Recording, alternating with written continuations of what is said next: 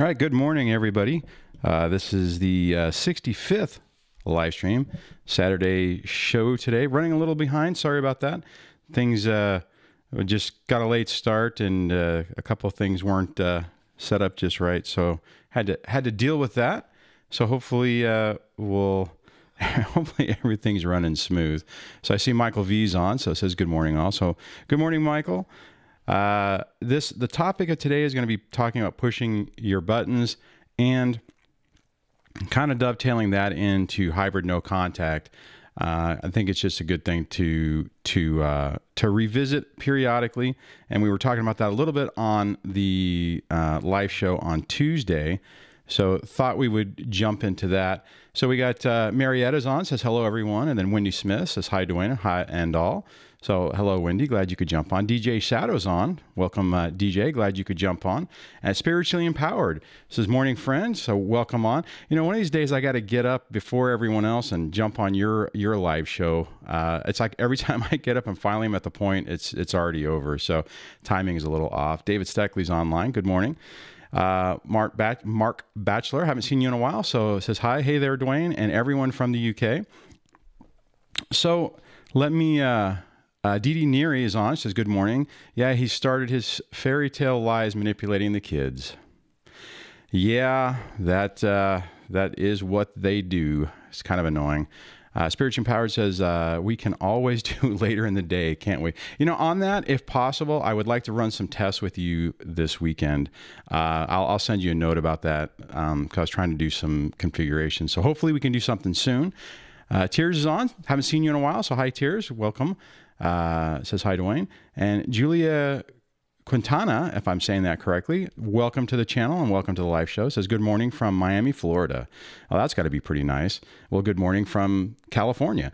And Drama Free 2018 says hello, friends. Okay, so like I was saying earlier, the topic of this.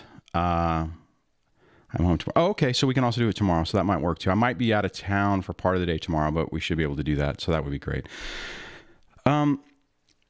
You know, I briefly chatted about this on Tuesday, like I was mentioning, and I just wanted to revisit when your ex is pushing your buttons, and that can be in a number of different ways. I mean, especially when you have kids, it's typically surrounded around kids, because it gives them a connection to do it, right? Because if you really don't have that connection, it's really hard for them to do it, because once you kind of understand what's going on, you can just set up your boundaries, and you really don't have to talk to somebody or interact with a toxic person that you don't have to. Oh, and Tier says, I love to not respond if I don't have to.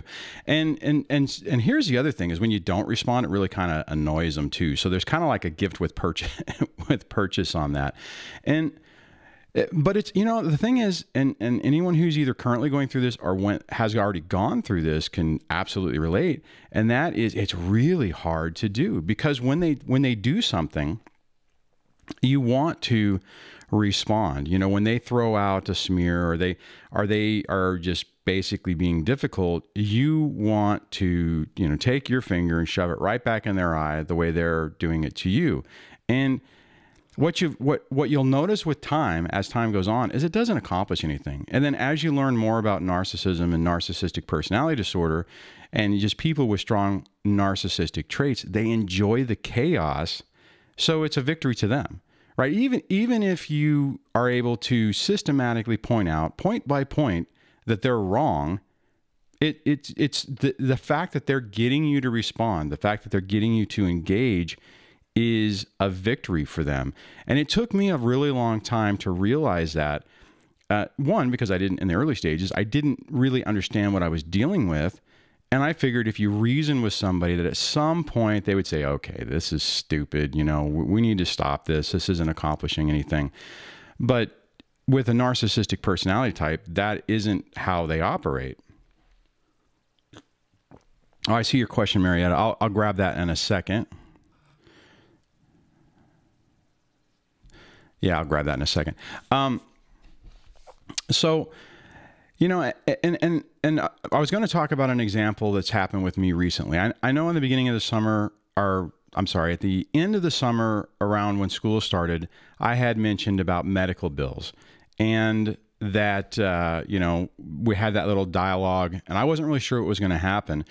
And let me see, I'm trying to see how to explain this. And, you know, initially she was just ignoring it when I would send her the bills. And at this stage in my life, I don't necessarily care. I'm not going to forget about it because I need to establish that boundary. But at the same time, I'm not irritated by her ignoring me. And this kind of rolls back into my other video that I made the other day about letting them think they win. And I think we talked a little bit about that on Tuesday. Is, you know, when they feel like they have you over a barrel, when they feel like they're getting that supply, or they're getting that reaction, but you're not really, you know, you're not really necessarily giving it to them, it kind of gives you some peace, and it feeds their monster, so that typically they'll leave you alone. Now, one thing you'll notice, and you probably, everyone's probably already has done this as well, or could be in the process of doing this, is you don't want to let them feel like they're winning, so you fight back, you know, because you don't want to let them think that they won, that they got something over on you, you know, whatever the reason is, and you're playing that, or you're doing that dance, and then it's making them, well, two things. One, you're basically showing that they're getting to you, so they feel like they have a victory. Or if you're really trying to push that they aren't getting to you, you know, if you're like basically telling them, hey, you know what? I don't care what you're doing. It doesn't matter. I'm so over you, you know, whatever. I'm so over you, you know, I don't need your this, that, or the other. The problem when you do that is then they feel like they're starting to lose control, and they ramp it up. And and that's one of the things that I experience is every time that I would do something like that, and I would figure something out. I would figure out what she was doing, or what was going on, or, you know, like learn a new tactic, a narcissistic tactic that I'm like, oh, okay, that's what's going on. So I'll do this. And typically you do that, you know, you do your thing, and then you also like to rub it in their face that they don't have any control over you anymore. And what happens is they ramp it up. That's even the same thing when I tried no contact. And I mean, she was basically ghosting me, but whenever I decided to stop responding, after a month or two, it was like, hey, wait a minute, he's not chasing anymore, and ramped it up, right? So the thing is, so the point is, when you get into this situation, slow yourself down on those responses. Do not just immediately go to the emotional response and attack. I mean, I know I talk about that a lot, but that's really the key on, you know, hybrid no contact, is looking at the communication and really deciding if it's worthy of responding. You know, like Tears was saying earlier, you know, if you don't have to, don't. And if you do, make it very short, to the point. Don't add any extra little, you know, jabs or anything, even though you want to, and deal with it that way. If there's something to talk about the kids, just state it as a matter of fact. And that is really the key on that. So let me check the comments. I know there was a couple questions, and let me just read through where we're at. It's a slower crowd today. I don't think everyone's had their coffee today. I know I've just started. I wish I would have been able to get up an hour earlier and have a pot before we started. Oh, Lisa Webster's on. Welcome. I don't think I've seen you on. Oh, you know what? I'm trying to think, because I know I've talked with you in the comments, but I can't remember if you've been on a live show, but welcome nonetheless. Okay, so JK says kids come back injured each visit. Yeah, and what that's I hear you on that one. I call that Groundhog Day. What you'll notice as you start to calm your situation and your environment down, it gets better. Now, and I've mentioned this before, when the kids, even if the kids are with their mom for an extended, 2 or 3 weeks, during Christmas or during the summer vacation, it'd just be 2 weeks. But it's when they come back, it's like they never left. However, in the beginning stages of this, even just going to their mom's for that 5-day period, because we do 2, 5, 2, what is it? 2, 5, 5, 2. Bottom line is every 14 days, we each get seven days. for 50-50. Even in the beginning stages of that, when they would come back after that short period of time, it was a nightmare. So just, I felt at the time, I felt that, oh my God, this is never going to get better. As soon as you add that stability into your environment and things start to calm down. Now, it doesn't happen overnight. It does take a little bit of time, but you will start to see some improvements shortly. So that, JK, just try to do that. Okay, the other flip side, I know we're not talking, the topic wasn't necessarily Groundhog Day. Maybe I should do a live stream on that. But anyways, the first day, maybe two, depending on how bad it is, you need to approach everything slowly. So do not fall into the trap like I did. Do not fall into the trap that you when they walk through the door, it's like, okay, you're back here. This is the rules. We're not, this is how it's going to done. Don't try to force it immediately. Pick your battles. Remember that your ex is absolutely going to try to triangulate you with the kids. And that's the first step on it. If they can get the kids riled up and they come back and the way they interact and the rules at your place are different at the other place, it absolutely will drive a wedge with your kids. And that's exactly by design. That's what they're absolutely trying to do. Because if that happens, then you're undermining your relationship with your kids yourself. You're basically doing it yourself. Okay, so let me see where we are. And it scrolled up a little bit, but let me scroll over. Whoops, wrong way. Let me check out the comments here.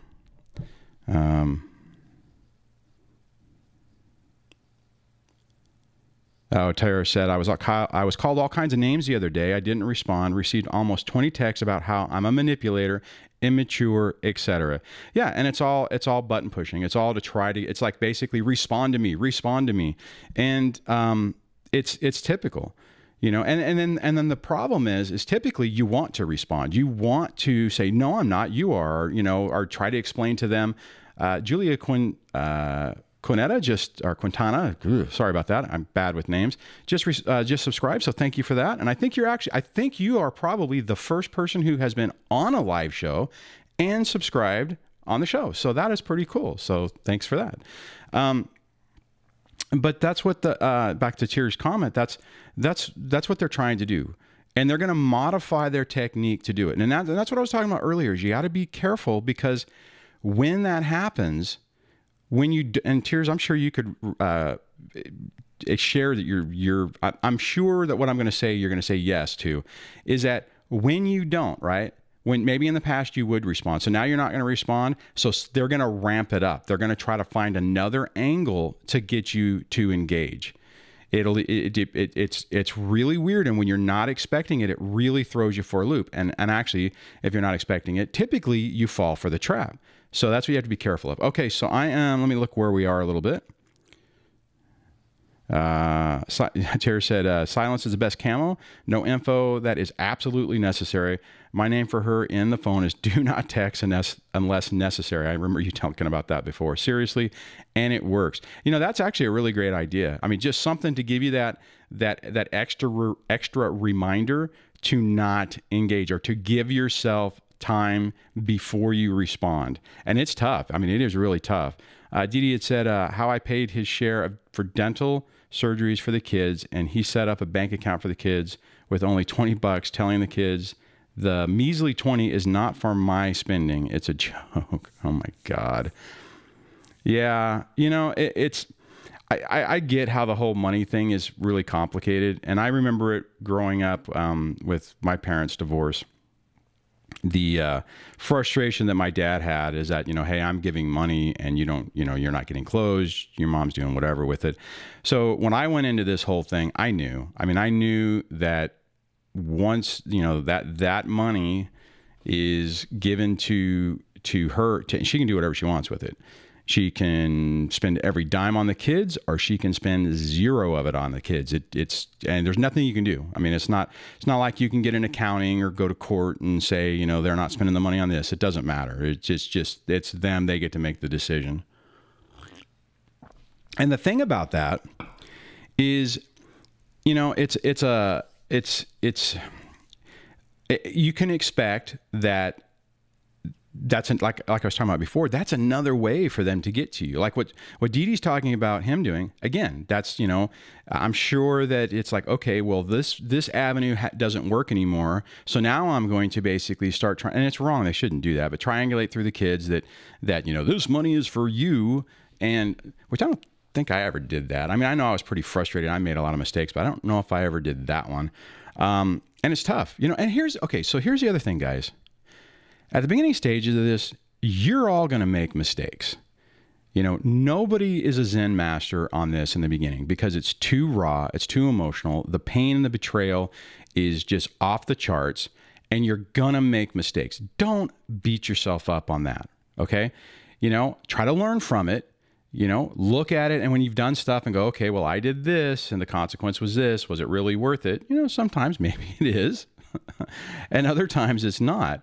And this is a gradual process, and you have to give yourself that time to heal and to get your game plan solidified. Okay, so let me. I know there was a couple questions, so let me just do that real quick, so I don't get too far behind, and I'll do the. Oh, so on that.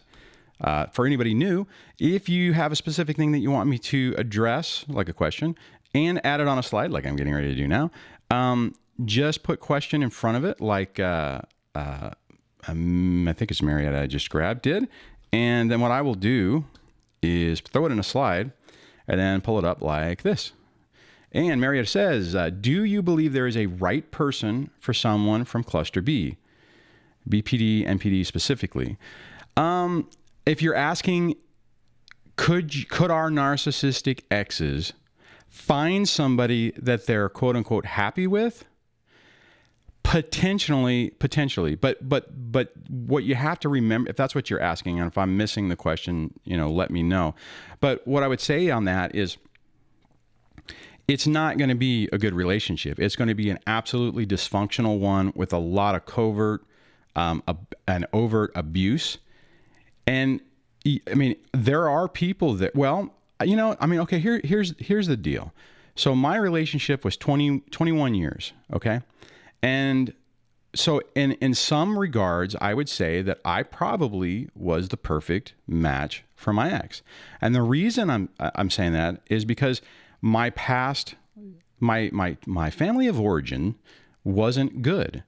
My example of what relationships are supposed to be wasn't good. So when I got into this relationship, and I mean, initially it was great. I mean, the first few months, because we got married quick, were awesome. And I thought that I had met, the love bombing. I thought I met somebody that I was completely connected with, that we chose each other, we got each other. I mean, the mirroring was rampant. So, everything that, it seemed like the perfect relationship.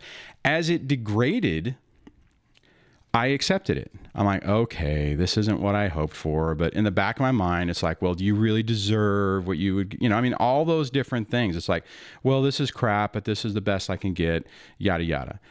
21 years later, 21 years later, that's when the epiphany, I could look back and there were times I knew it wasn't good, but I was in that illusion. So I absolutely think that there are people that these people can connect with where they could have a long-term relationship. But what you have to remember is remember what your relationship really was. And people don't unless they absolutely want to, most people don't change. And the other factor on that is I know that I'm pretty sure that most people thought we were happy. So somebody else looking in would be, like, well, wow, they're doing okay. So that's my take on that. Is your narcissistic or NPD ex going to find somebody that cures them of their ailment and personality disorder? I seriously doubt it. They might do the dance a little bit, the tango a little bit better, but they don't change. So more than likely, either this person is going to be trapped with them. I mean, like for instance, if my ex was able to find someone else and do it again and was able to run the clock out, I mean, she could have another 20-year marriage. Okay, so you're very welcome, Marietta. I might have went into that a little long, but hopefully that covered it. Let me go back over to the comments and see where we are. Whoa. And okay, so that was before everything. So let me go to the next one. And that is the first one, not the next one.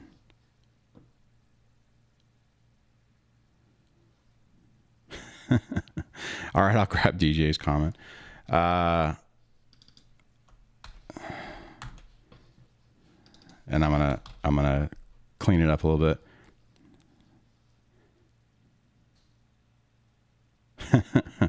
All right, I'm gonna grab this one from, and it's only funny because it's so common for this to happen. Oh, I see Bob Hurley's online. Welcome, Bob. And Joe Waz on says, good morning. Hello, all.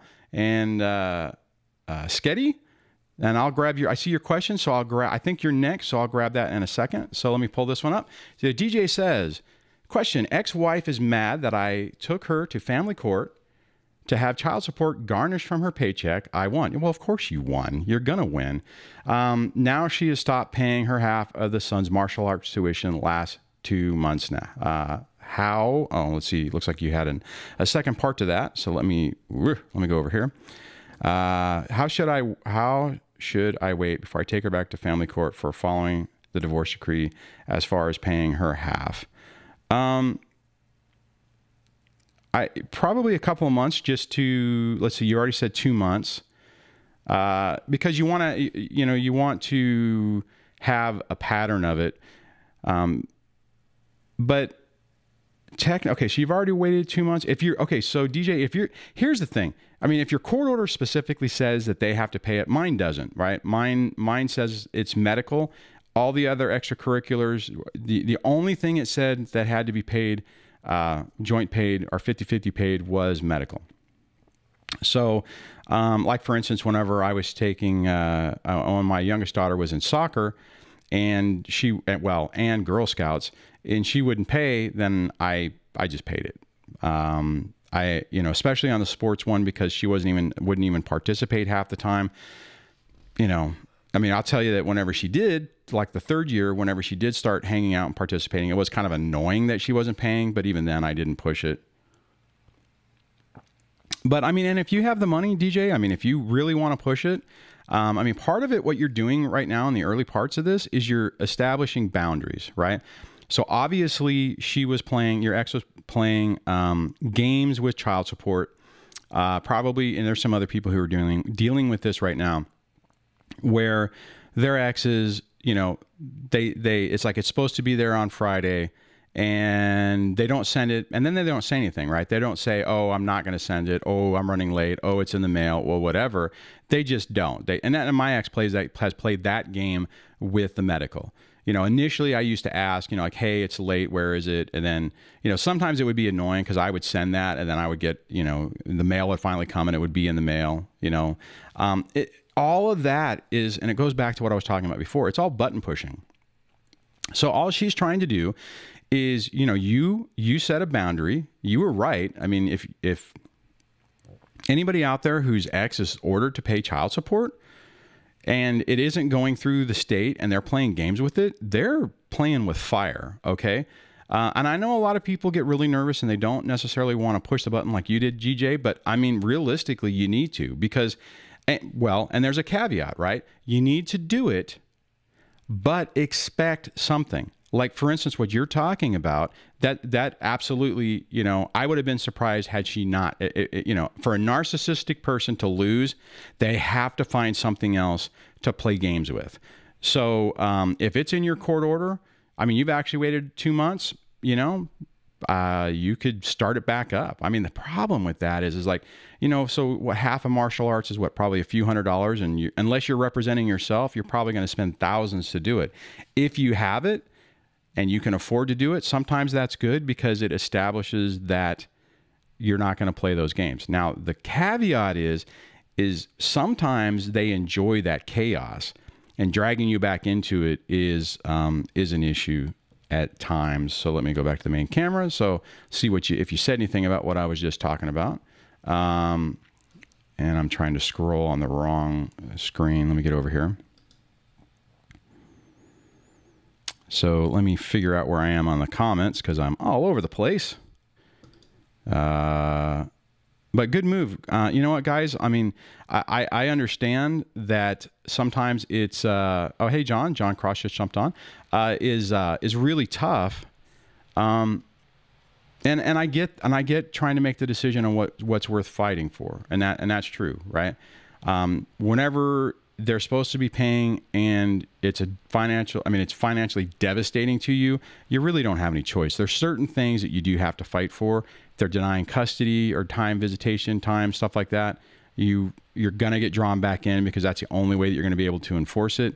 You know, the money situation, and the money one's bad because as soon as you turn on child support services, they just child support services, their enforcement section they will do what they have to do. It's, you know, not a great thing. Oh, Nikki says, morning, everyone. Congrats on Richard Grannon sharing your video. Very cool and well-deserved. Well, thanks, Nikki. I appreciate that. Yeah, that was kind of interesting. I was surprised by that. I mean, I actually sent him a note whenever he did the video on sharing custody. I can't remember what the topic was. And I just said, hey, I have a channel on that. You know, I'd love your feedback on what I'm doing. And then the response I got back was, hey, it's great. And I'm sharing it on my Facebook page. I was surprised by that. And that was really awesome. So, all right, let me look where we are. DD says, is it wise to take the ex back to court for more support? He makes more money than me. FYI, he helped me pay for a $7,000 boob job for his new wife while I struggle to pay dental surgeries on my own. Okay, DD, here's the it depends, okay? And what I would say is if it's a significant amount of money and let me pause on how I want to word this. If you're getting, like, okay, so let's say my ex gets a ton of money, okay? Everyone has the right, depending on every jurisdiction is a little bit different. I think California, you can do it like once a year. Maybe you could do it every 6 months. I'm not sure. So, and there are people who absolutely do that. They just, boom, they go back, you know, every chance they can get more, they try to do it. Here's the problem with if you're doing it to a narcissist. Typically, they're not going to just sit by and just say, okay, and pay and whatever. You can expect they are going to try to make it a nightmare. So just realize that if, you know, I guess what I'm saying is like, how much do you think it's really going to be? And is it worth that risk, right? Now, if you're just doing it because it's like because he's pushing your buttons, like what you're talking about, it's like, you know, he's, you know, woohoo, money for everywhere, boob jobs for everyone, you know, whatever. Not everyone, but it's annoying, right? I mean, you're like, hey, knucklehead, you know, that ain't right. And you're trying. So what happens is you're trying to look like, what can I do to make this fair? You know, to get what I'm entitled to, you know, and that type of thing. And it's normal, right? When you see somebody who's made your life a living hell, and I can definitely relate to this one. You know, whenever you feel like they're getting away from everything, you want to find a way to make them feel that same pain. Okay, so it depends, right? It's one of those things where you have to decide. Is it worth it? Like, let's say you're getting, you know, let's say, okay, I'll just use some numbers. Let's say you're getting, you know, $500 a month in child support. And you know that you've gone to the guideline calculator, you've keyed in the real numbers, and maybe he's making more money now or whatever. Or, you know what? Won the lottery. How about that, right? So, you know, when you were divorced, child support was set at $500. Now he's a millionaire. You're still getting $500. Technically, you know, guideline support would say his income has gone up and the child support would go up accordingly. You know, maybe in that situation, it would be worth it because it would be a significant amount of money. If it's $500 a month and he's gotten a little bit more and your raise would go to $600, then it's like, is it really worth it? Right? I mean, if you're working and you're making ends meet and that money's helping, then you really have to decide if it's worth that risk. Now, what I will say on this is I had a friend of mine who had full custody of his kids. Their legal custody was, I think, like 50-50. He's paying her child support. He has basically full custody of the kids. And I'm like, dude, why aren't you? That's bull. And his comment at the time, which I didn't really get, was he like, you know what? I'm paying her to leave me alone. Because I know, and he's right, he knew that if he tried to do anything, then she would decide that she wanted to be involved in the kids' lives, and it would complicate things. And he was like, you know what? It's like everything is basically stable. The kids are doing okay. She's ignoring them, which is bad for the kids, but you know, that's a different story. But it was giving him an opportunity to keep things stable in his environment, and he let it go. So that, I mean, that's where you have to kind of look at it and decide what it is. And the other part of this, I'll say, Dee, is what I've seen from folks on this channel is they fall into that trap where they're getting $100 and it's like they know they're actually be paying $200 and they take them back to court and the bottom falls out, right? The triangulation starts, they start trying to pull the kids in, then they go for more custody or full custody. Now, typically, I mean, if you can do it and you can not get stressed by it, then that's okay. But that's what I'm saying. So just, and I know it was a long answer, but just think about it and just look at it in total with what you really are hoping to accomplish. So, and honestly, you might have made that comment on someone else. So whoever is, you know, whoever that was for, that's my take on it. That's why I say a lot, choose your battles, guys. Choose your battles, because even when you think you have these people on the ropes, and sometimes we do have some folks in here. Oh yeah, no worries, Dee Dee. You who have been successful, right? Who have got everything lined up and had that, you know, death blow, so to speak. I think Tears was one of them. And,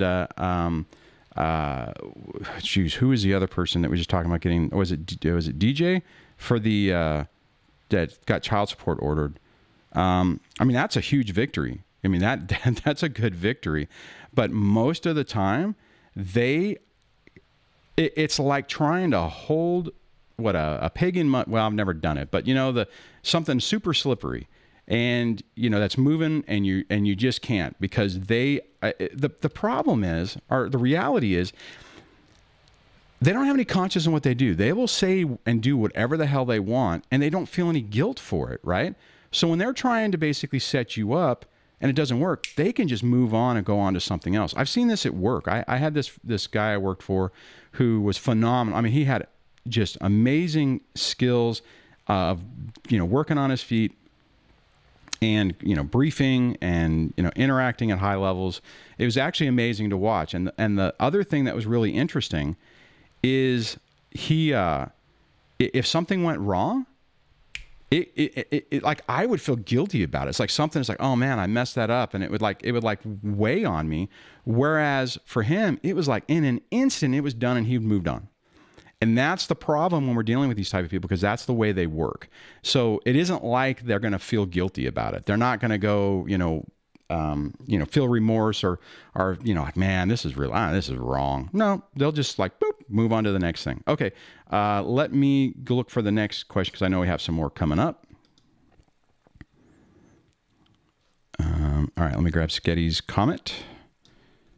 And okay, if I miss something, because the way this works, sometimes the technology is a little complicated sometimes, just put in the chat that I missed it, or just redo it. Say, hey, you know, I'm asking this again so that I can see it, because I do not intentionally miss anybody. Okay, so I'm gonna go to the keynote. All right, Sketty says, hey, mentor, I was with my girl for 3 years, and we've been apart for a year now. She's still doing everything she can to log into my social media and prevent me from moving on. How come? Oh, because she doesn't want to let you go. She's trying to suck you back in. And it's it's basically it's hoovering, and that's stalking. I mean, that is actually criminal. You can't be breaking into people's social media accounts. That's actually illegal. So on that, anybody who, don't do it. I mean, even if, if you have the password, like, okay, so you're in a committed relationship and everyone has everyone's passwords. As soon as it goes south, you need to knock that crap off. Now, I know the pull to do it to find out what they're doing is really strong. But it doesn't do anything good for you. I mean, some of it, let me back up. Some of it can be helpful in the beginning stages whenever you're getting your evidence to help your attorney. Work with your attorney on it, but it's one of those things, it's basically illegal. Not basically, it is illegal. And emotionally, it doesn't do a lot for you. So I know that's not answering your side of the question, but, she's trying to figure out what you're doing, and she's trying to still have an interaction with you. And it could last a while. I mean, make sure you have two-factor authentication on all your election. See, I actually made a video on how to do that, and I never posted it. I needed to actually do that. So, Sketty, let me know if that answered your question, but that's pretty much the reason. So, let me get back over here. Oh, Shannon O'Brien's on. I just saw that, so glad you could jump. Wow, it's 8 o'clock already. Well, I did start late. So welcome, Shannon. Cindy Toud's on. Welcome, Cindy.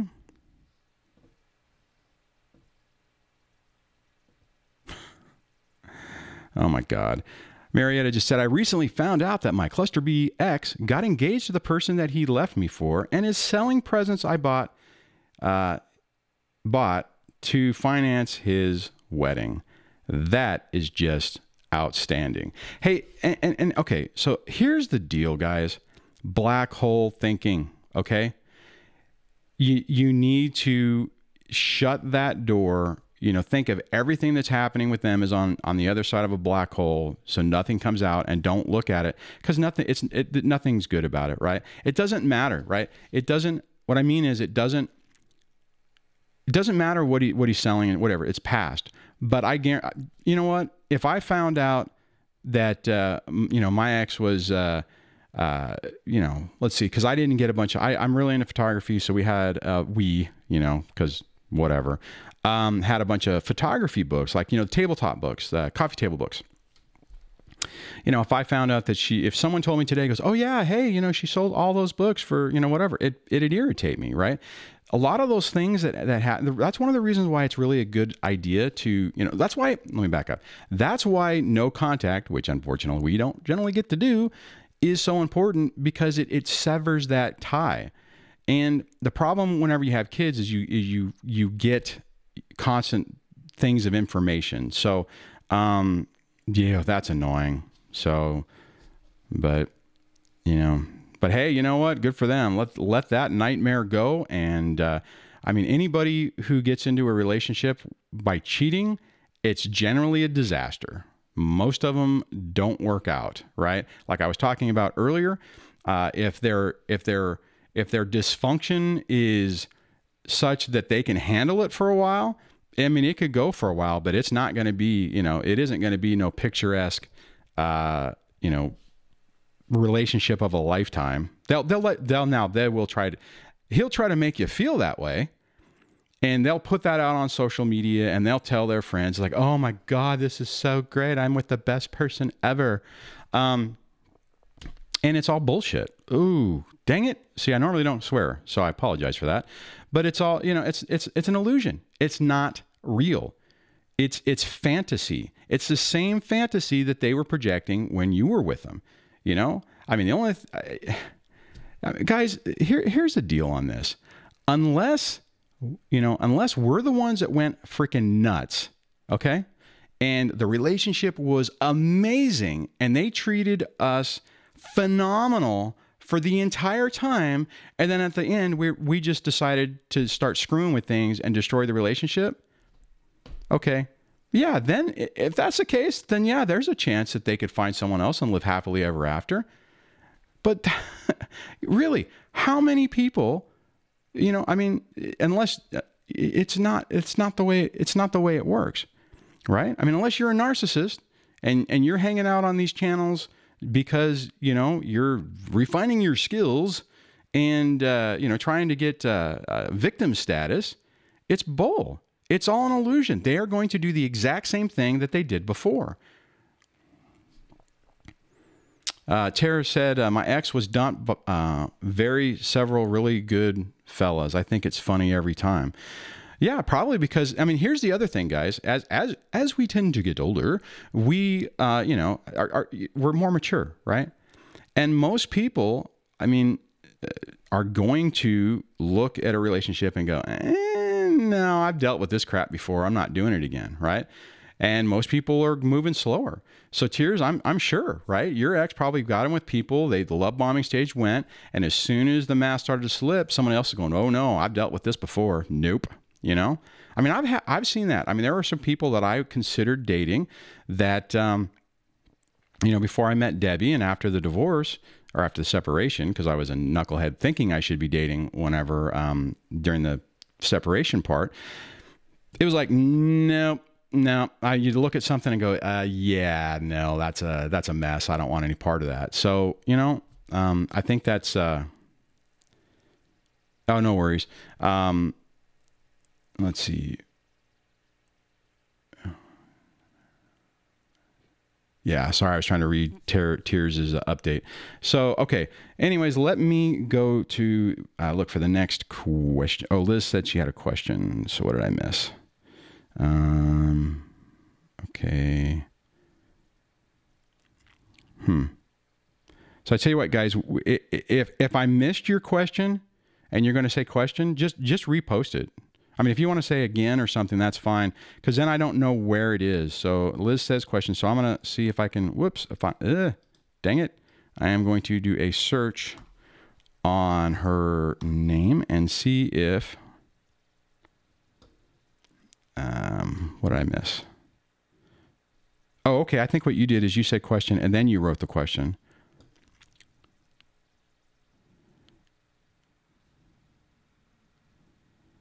Now, okay, Liz, if you're asking me about my ex having a new person, she has, if that's what you're asking, well, okay, officially, she's not dating anybody.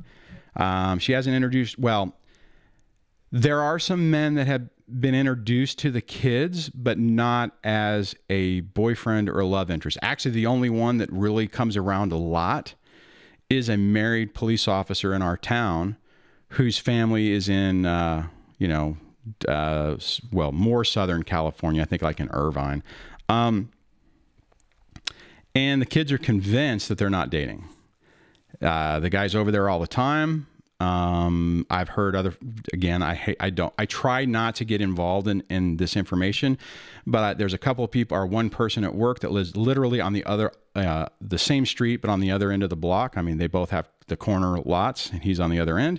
And for a while there, he just enjoyed saying, oh, there's this car at the house. There's that car at the house. So things are going on, but it's done covertly enough to where it's not like in anyone's face. I'm sure there's people who know, but the kids don't, or they're not. Well, no, they've been pretty adamant that they're not dating, and which seems a little odd. You know, it comes over for the holidays, comes over all the time. You know, pretty much he comes up in conversation quite a bit, but he's been kind of in the picture for 3 years, but never is anything serious. So I don't know. Tears said a married police officer. Yeah, he's involved. Now that is just being judgmental, Tears. Yeah, my whole family is cops. So to be perfectly honest, if they're just friends, would be highly unlikely. It's possible. I don't really care. You know, to be perfectly honest, I'm kind of glad that she hasn't been bringing, well, I guess she probably has been, but at least it isn't coming up with the kids. So, you know, I mean, I guess at least it's not somebody who could be abusive to my kids, right? Or to our kids. So. Oh, Nikki says, Dwayne, your ex seems like she wanted someone to take care of her financially. It's sad. Oh yeah, absolutely. And I think that's the reason why. I mean, I've been paying her, I mean, up until my son dropped off, a chunk of change, right? I mean, pretty much tax free. And yeah, I mean, so it's a great situation to be in. Hell, I wish I had somebody paying me for the last 6 years to, you know, not have to work. I mean, God, can you guys imagine how much I could would have been able to put in this channel if I could do it every day and didn't have to worry about going to a real job? I mean, that would be awesome. Okay, so let me, so I think that's the question I got. Sorry about that. Okay, so now I'm searching on the wrong thing. So let me search on question again. Go down. Oh, Sarah. All right, let me grab Sarah's question, I mean. And come on, where'd my mouse go? It's on the wrong screen. Oh, there it is. Okay. All right. And click over here. Okay, Sarah says, how do you deal with a narc at work who has spread lies about you behind your back and managed to turn everyone against you? Oh, that sucks. Okay, I've actually had to deal with this. I've had to deal with this personally, and I've had when I was a manager, I had folks that this was happening to that I helped. Okay, the first thing. See, I'm trying to. The first thing is to realize that they're doing it. Okay, and typically what they do when they're spreading the lies about you, it's basically what they're doing is, I'm trying to think of an example. They're setting you up with something you normally do, and they're setting a trap. So for instance, let's say you, what's a good one? Let's say you come into work disheveled, right? You know, you're bringing in your lunch, you're bringing in a big bag, and it's kind of a spectacle. What they would do then is, you know, they would say one of two ways. The more effective way that they do it is they throw it in with a backhanded compliment. You know, I mean, Sarah sure is a hard worker, but man, she's just disorganized. It's just so bad that, I mean, you know, every time she comes in, it's this big production. She can never find anything. They set a trap. And then you fall into it unwittingly because you're just being you, and you're dealing with, you know, you're not thinking about the fact that this is going on. The way you deal with it, and the way I've dealt with it, is you find what they're trying to do, right? Now, I had this happen to me as well. I had a boss, you know, we have work phones, and he didn't care, right? This one boss is like, you know, I had my personal phone and I had my work phone. And he's like, you know what, during work, I'll call you on the work phone. After work, I'm calling you on your personal phone. I'm not going to call you on your work phone. And I got used to it. New boss comes in, because we swap out bosses every couple of years. And this boss was, I can never, you know, it's like trying to get a hold of me on the phone. And I wasn't even thinking about it. I was cruising along, having a great old time, operating in the old process. And it started out with, you know, hey, you know, how you know, I can't get you on the phone. You know, every time I call, you have to call. And I would call back or whatever. But it started out as a joke, and then it turned into a problem, right? So then it went into something to where, you know, oh, hey, you can never get a hold of it. And then people sometimes unwittingly will do stuff too. You know, they'll like, you know, really play into it and start destroying your reputation. So what you have to do on that, if everybody's been turned against you, it's even harder. And you need typically you need an advocate that knows this is happening, is in that leadership chain, who can help mentor you.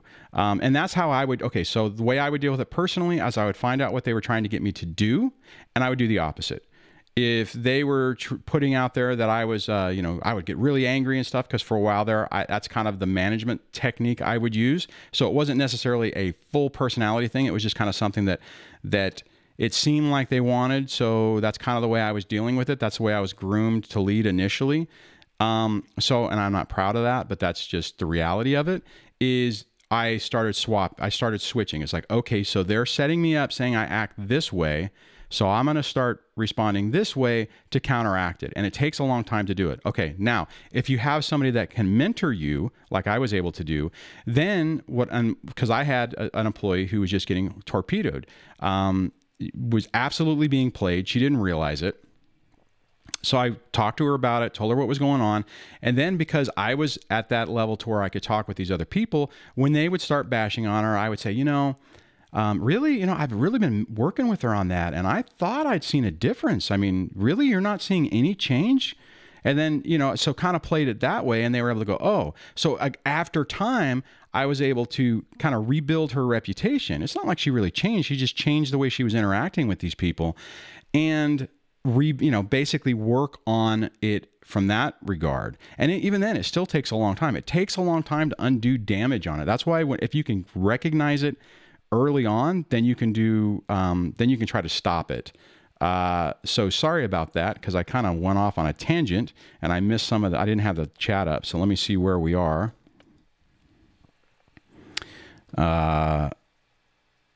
Okay, so I'll grab John's question here. Let me just kind of scroll down and see, as I was talking about that, if I missed anything or if you added anything on that. Okay.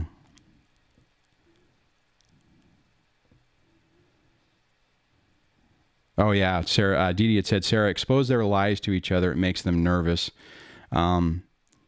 Yeah, you just have to be careful how you do it. You have to do that very casually, right? Because otherwise you fall into that trap, which we talk about like normally in our situations, where you're trying to defend yourself, but the way you're defending yourself, it makes you look crazy. So then it just actually is validating what the other person is saying. So you almost have to do it the same way, and it sucks because it's a messed up game. I hate it in the work environment. To be perfectly honest, I like my job. I like the pay, the benefits and everything. I don't like the games. Since I've moved positions, it's not as bad, but I don't like playing those games anymore. And the way you would do that to deal with it is like almost the same thing. It's like, oh, Bill, man, Bill's really smart and he can do a lot of things, but man, it's just the way he turns everyone against each other. It's just so sad, right? I mean, that type of crap. And I hate even saying that because it feels icky. It's not good. People shouldn't use their power for evil, I mean, granted in that situation, it's self-preservation, but, it sucks. I've known too many people who in the professional environment, well, somebody just said, where to go. I saw something about vampires. John Cross said they are energy vampires. And even at work, they're just vampires. They're idea vampires. I mean, they will just do some really messed up things for their own personal gain. Dee says, Dwayne, I took all their texts and screenshot them and sent them to the backstabbers exposing their lies. Yeah. And so part of that is if you do that, one of two things happens. If they have more power and can totally destroy you, they'll try, which just sucks, but that is a potential. If not, they'll typically leave you alone because it's not worth the risk. It's like, oh crap, it's like a bully, right? I messed with this person. It wasn't in my, that was a mistake. I'm going to, they'll still discount you and like, oh yeah, whatever. They'll still, basically try to, tarnish your reputation, but they'll back it off because they know that there's a consequence to it.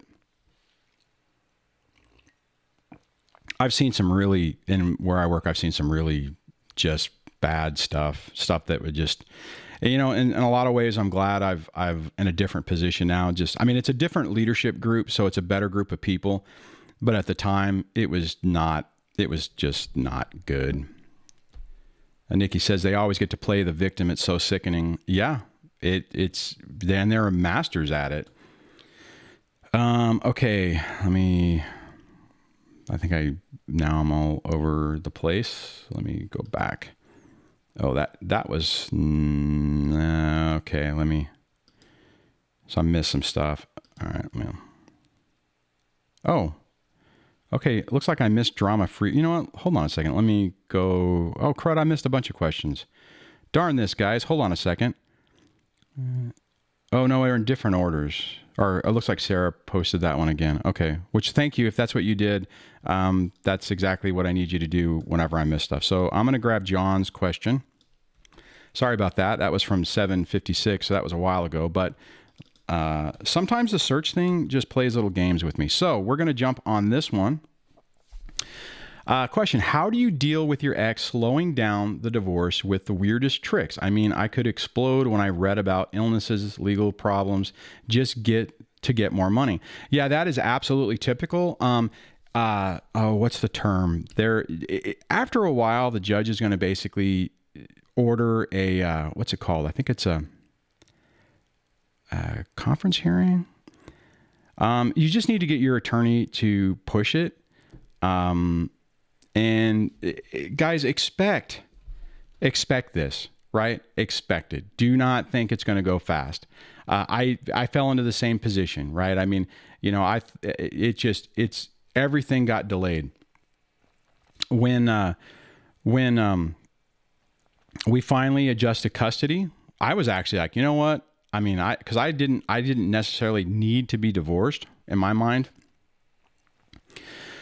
So whenever we agreed to 50-50, I'm like, hey, cool, 50-50, let's change child support, and then I can put this on the back burner. They wouldn't do that. They basically said, nope, we won't agree to do anything until we finalize the divorce and all the assets. Well, there wasn't really a lot of assets, but all the stuff, right? And yeah, I mean, so it drug on for another, what, 3 months, 3 or 4 months. Just what you need to do is get your attorney to push it. The problem is some attorneys, you know, if they think you have money, they'll just like, you know, keep kicking the can down the road because you're still paying them. You know, so I guess one thing you could do, John, and it's a semi-risky move, is you could like tell your attorney you're out of money. It's like, hey, I'm done, you know, whatever. Because it's amazing how these things just freaking finish. And that was what happened with me. Is everything was like fight. We're done. It was like, what? How, what? And more than likely, I mean, I don't know for sure, but more than likely is she ran out of money. It was, you know, I mean, she was able to pay the attorney, or it was enough to keep the attorney fighting and just creating havoc and playing all these stupid, I mean, we had delays all the time.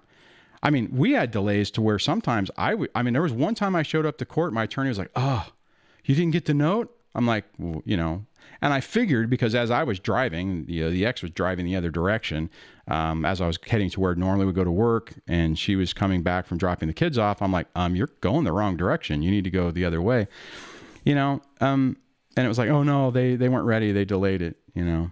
So unfortunately I know there is a legal way to deal with it. You know what? Maybe I'll have to ask, I'll ask Wendy that. I haven't had a chance to get back with her. I was going to try to send some stuff to her today. It's amazing how time just flies, but, and I can't remember a conference hearing. I'm trying to remember what the actual term is. Too bad Alex isn't on. He'd probably know. But you can, says, oh, really? Okay. John says, sorry. See, I didn't have the chat up, so I didn't see that. So John says, my attorney is my best friend from child.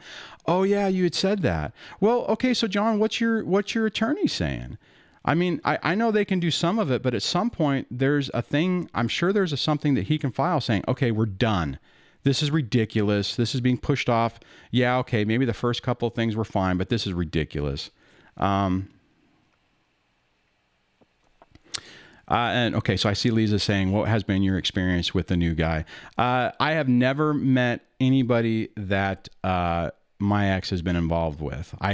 Technically, I don't even know what any of them look like. There was initially some guy early on when she took the kids back, well, I almost said the location, to the Midwest for that Christmas. But something happened with that. From what I found out about from the kids is she went out with this guy and he ghosted her.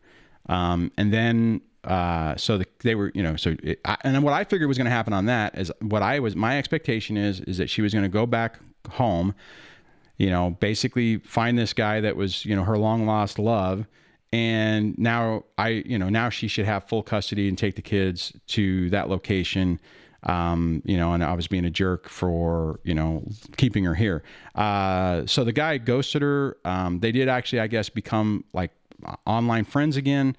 And then the dude killed himself a few years later. So I don't know what the hell deal was with that, but I don't know. So every person that she's been with or is even whatever, I don't know. I don't know who they are. I've never met them. I've never seen them. I don't know. I mean, I'm surprised. I fully expect sometime that, you know, it wouldn't surprise me if I go to an award ceremony one day and this other guy is the cop person is there, you know, and it would just be, oh, well, you know, I was in the area and I was off. So I would, you know, whatever, they would make some excuse on it. So I don't know. Oh, you're in Germany. John says in Germany, things are different. Family court always on the side of the girls. It used to be that way in the U.S. It's not so. I mean, there's a lot of people in this on this channel who can attest to that. It's on the now, at least in the United States. I would say family court is on the side of the narcissist because they will do and say anything, and the person who's honest or trying to play by the rules gets hurt. All right, let me. Yeah, so I don't know, man. Okay, John says he's pushing like hell, but she lies to the judge. And see, that's the other thing that's just it's just tough because for whatever reason, family court doesn't care about people lying. Yeah, John says I know it's good for the girls here at least. Yeah, it's not right. It's you know, I mean. The only time it's right is if the guy is actually emotionally abusive. I mean, if the guy is a narc, then it's great, right? I mean, even back in the day in the U.S., I mean, if you literally had an abusive an actually abusive person back in the U.S. whenever it was more lean towards the mom, then it was great, right? Because then you would have that court basically backing you up. Now the problem is that it's, I mean, so it's tough, right? So in the old days, even if you weren't abusive, you were going to get hosed. Now, like in my case, you know, I got 50-50. But I mean, you know, all the folks out there who are now sharing custody with an emotionally abusive ex who they can't co-parent with, it's a nightmare. You know, I mean, and it's weird, right? Because so in my situation, I'm grateful for 50-50, right? I mean, but I would bet that if I was a mom, I would be irritated with it. You know, it's like, this is crap. You know, now this emotionally abusive knucklehead has more control, more power to create problems. You know, the Groundhog Days are worse, all that stuff. And, you know, I mean, so it's a double-edged sword, right? And it's like, how do you balance it out? It's like there needs to be a way to where they can actually identify this type of thing. But see, the thing on that is even then, if narcissists are pretty smart and they're good at faking things. So unless the entire legal system and therapists and all that stuff were, what's the word I'm looking for? You know, fully versed in it. My fear is that a narcissist could turn around, play the situation, show that the other person was doing, which is what my ex was trying to do with me, you know, is the evil one. And if the chips roll out and they go, oh, okay, you know, boom, you're the narcissist. Like if they came back and said, okay, Dwayne, you're the you know, we've decided that you're a narcissist and you get supervised visitation for the rest of your life, then you're done, right? That's what scares me. That's what, you know, that is what scares me on that. Spiritually Empowered says in Canada, he didn't fill out any financial forms and I had to pay him support, no kids, 2 years married. Seriously? Wow. Because I've heard Canada is just like brutal, which I mean, that is sound brutal. That is weird. He didn't fill out any financial forms. Now, I have heard that happening in the U.S. where, you know, one party is like, okay, they say I'm supposed to do my financial declaration. Here you go. Here's all my information. And the other person's like, oh, I don't have anything. And the courts are so backed up. They're like, well, okay, all right, well, so they don't have anything. They're not working. Boom. that sounds like what happened with you. Probably the only good part about that spiritually empowered is it probably helped get you where you are today with what you're doing and how you're helping people, because it was a painful process that you had to grow from, right? Okay. JK says narcs thrive getting away from violating the law and the court order. Yeah, it's really tough because it empowers them. Spiritually Empowered says, yes, we can have that chat live. Oh, that sounds great. That's a good idea. That's exactly it. He said that he was too sick to fill out the forms. Oh, poor guy. He was so sick. Oh, geez. All right, let me see where we are here. Oh, well, Johnny Rhodes on. I see Steam. I'm not sure that must have said something else. All right, but let me grab the next question.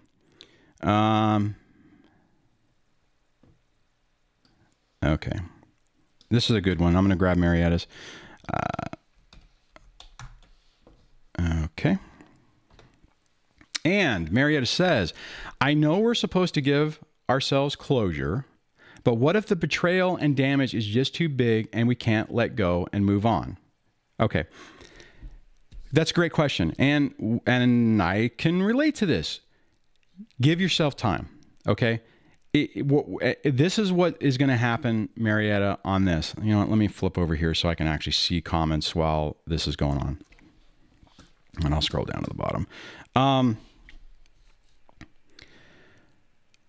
The way that this process works is you're going to, at some point, wake up one morning and say, I'm done. And it's weird because I didn't know that I was ever going to get to that point. And it was really bothering me because, oh, John Cross just did a super chat. Thank you, John. I really appreciate that. I don't know if you know, here, let me do it this way so you guys can actually see it. So thanks, John. I appreciate that. Okay. So I'll go, all right. So I'll go back to this. So what happened with me is I was just trapped. I felt like I was making no progress. I was journaling and I felt every day that I was just never going to make any progress. And I mean, I'd look and I would write just to try to get it out. And I'm like, oh my God, I mean, every day I'm saying and thinking the same thing. I'm stuck in this loop, exactly with what you're talking about. And what happened is I just got so tired and so burnt out. And I was like, I can't live this way anymore. I can't do it. This is not the life I want. And you're probably thinking along those lines. And there'll come a point, Marietta, where you get to that threshold to where it finally pushes you over. Now, I had a therapist I was dealing with and who was talking about doing the writing thing. And I remember asking her, how long does this take? And the answer was, well, it takes as long as it takes, which is an annoying answer. And I didn't understand it at the time. It didn't click with me. Probably it was because this is the problem with that therapist was my first one. She wasn't on insurance, so I ran out of money. I couldn't pay her. And then I moved to my next one, who was fun. They both were phenomenal. The problem with professional therapists, and this is why it's good to have in my mind a professional therapist and stuff like life coaches and YouTube and stuff like this, is because I'm not a therapist. I am not licensed to be a therapist or anything like that. I am not trying to portray anything like that. So that means I'm basically more like a life coach, or, you know, that type of thing, if you would call it that, or a mentor. The thing is I can tell you my story for reference, for context. A therapist can't. A therapist legally isn't supposed to sit there and say, hey, I can relate. I went through this same traumatic event too. Okay. So the problem is whenever a therapist gives you that advice, and they may be, I think both of my therapists knew what I had gone through and could empathize, but they couldn't put it into where, like, look, I've been through this. I know where you're going. I mean, I know where you're at, and this is how it works. So anyways, I kind of got off on a tangent on that. So that's the thing. So, oh, Tears, thanks, man. I appreciate it. Tears just did a super chat. Thank you very much. I really appreciate that.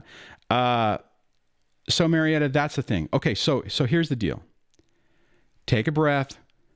This takes a long time. It took me, oh God, what did it take me? 3 years to really start to heal. And even then it still took time. I mean, it wasn't like an overnight thing like, hey, I'm great. No, I mean, to get to this point was tough. It was, you know, a couple years of 2 to 3 years of hell. Then like a year of awakening, and then things started to get better. So on that, you know, give yourself the time to do it. So what I would say is like, okay, you're in this, and just know, hey, it's like, think of it like this. Think of it one of two ways. You can look at it like it's an injury, because it is, and you're healing from it. So like you break your leg, right? Man, my leg's broke. They set it, they fix it, you know, you know, you're not able to do things, and the cast is off, and you're like, well, why, you know, dang it, I want to run a marathon. I can't do it. You have to build yourself back up. This isn't that different. You have to heal, right? There is a wound there that you have to heal, and it takes time. So hopefully you can look at it, Marietta, and say, okay, oh, okay, all right, I'm stuck here, but I'm going to get there. I want to get there. I'm working to get there. You know, that's my goal. And okay, and here's the thing, guys, if you can on this, everyone who's been through with what I'm talking about, and I know Tears has, just say, yes, that's the case. Yes, it was a long time, and boom, it changes, because it does. And I hope, Marietta, I hope that helps you, because that's it's tough. It feels like it's never going to end, and it's not really. I mean, it does. It really does. Okay, let's see here.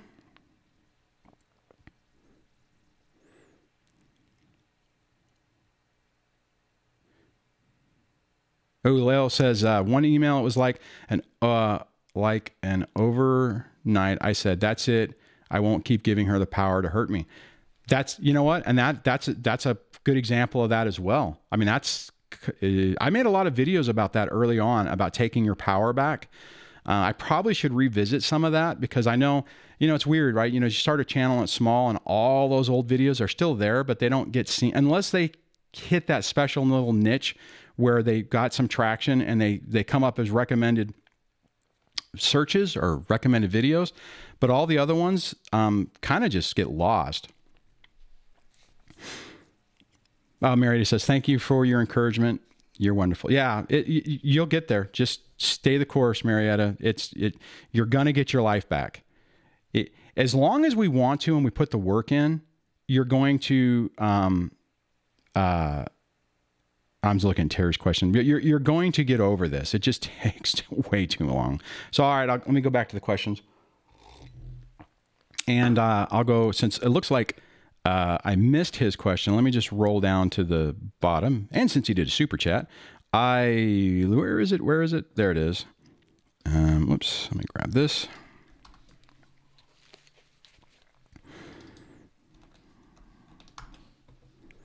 And I got to reformat this a little bit. Dang it. All right. Okay.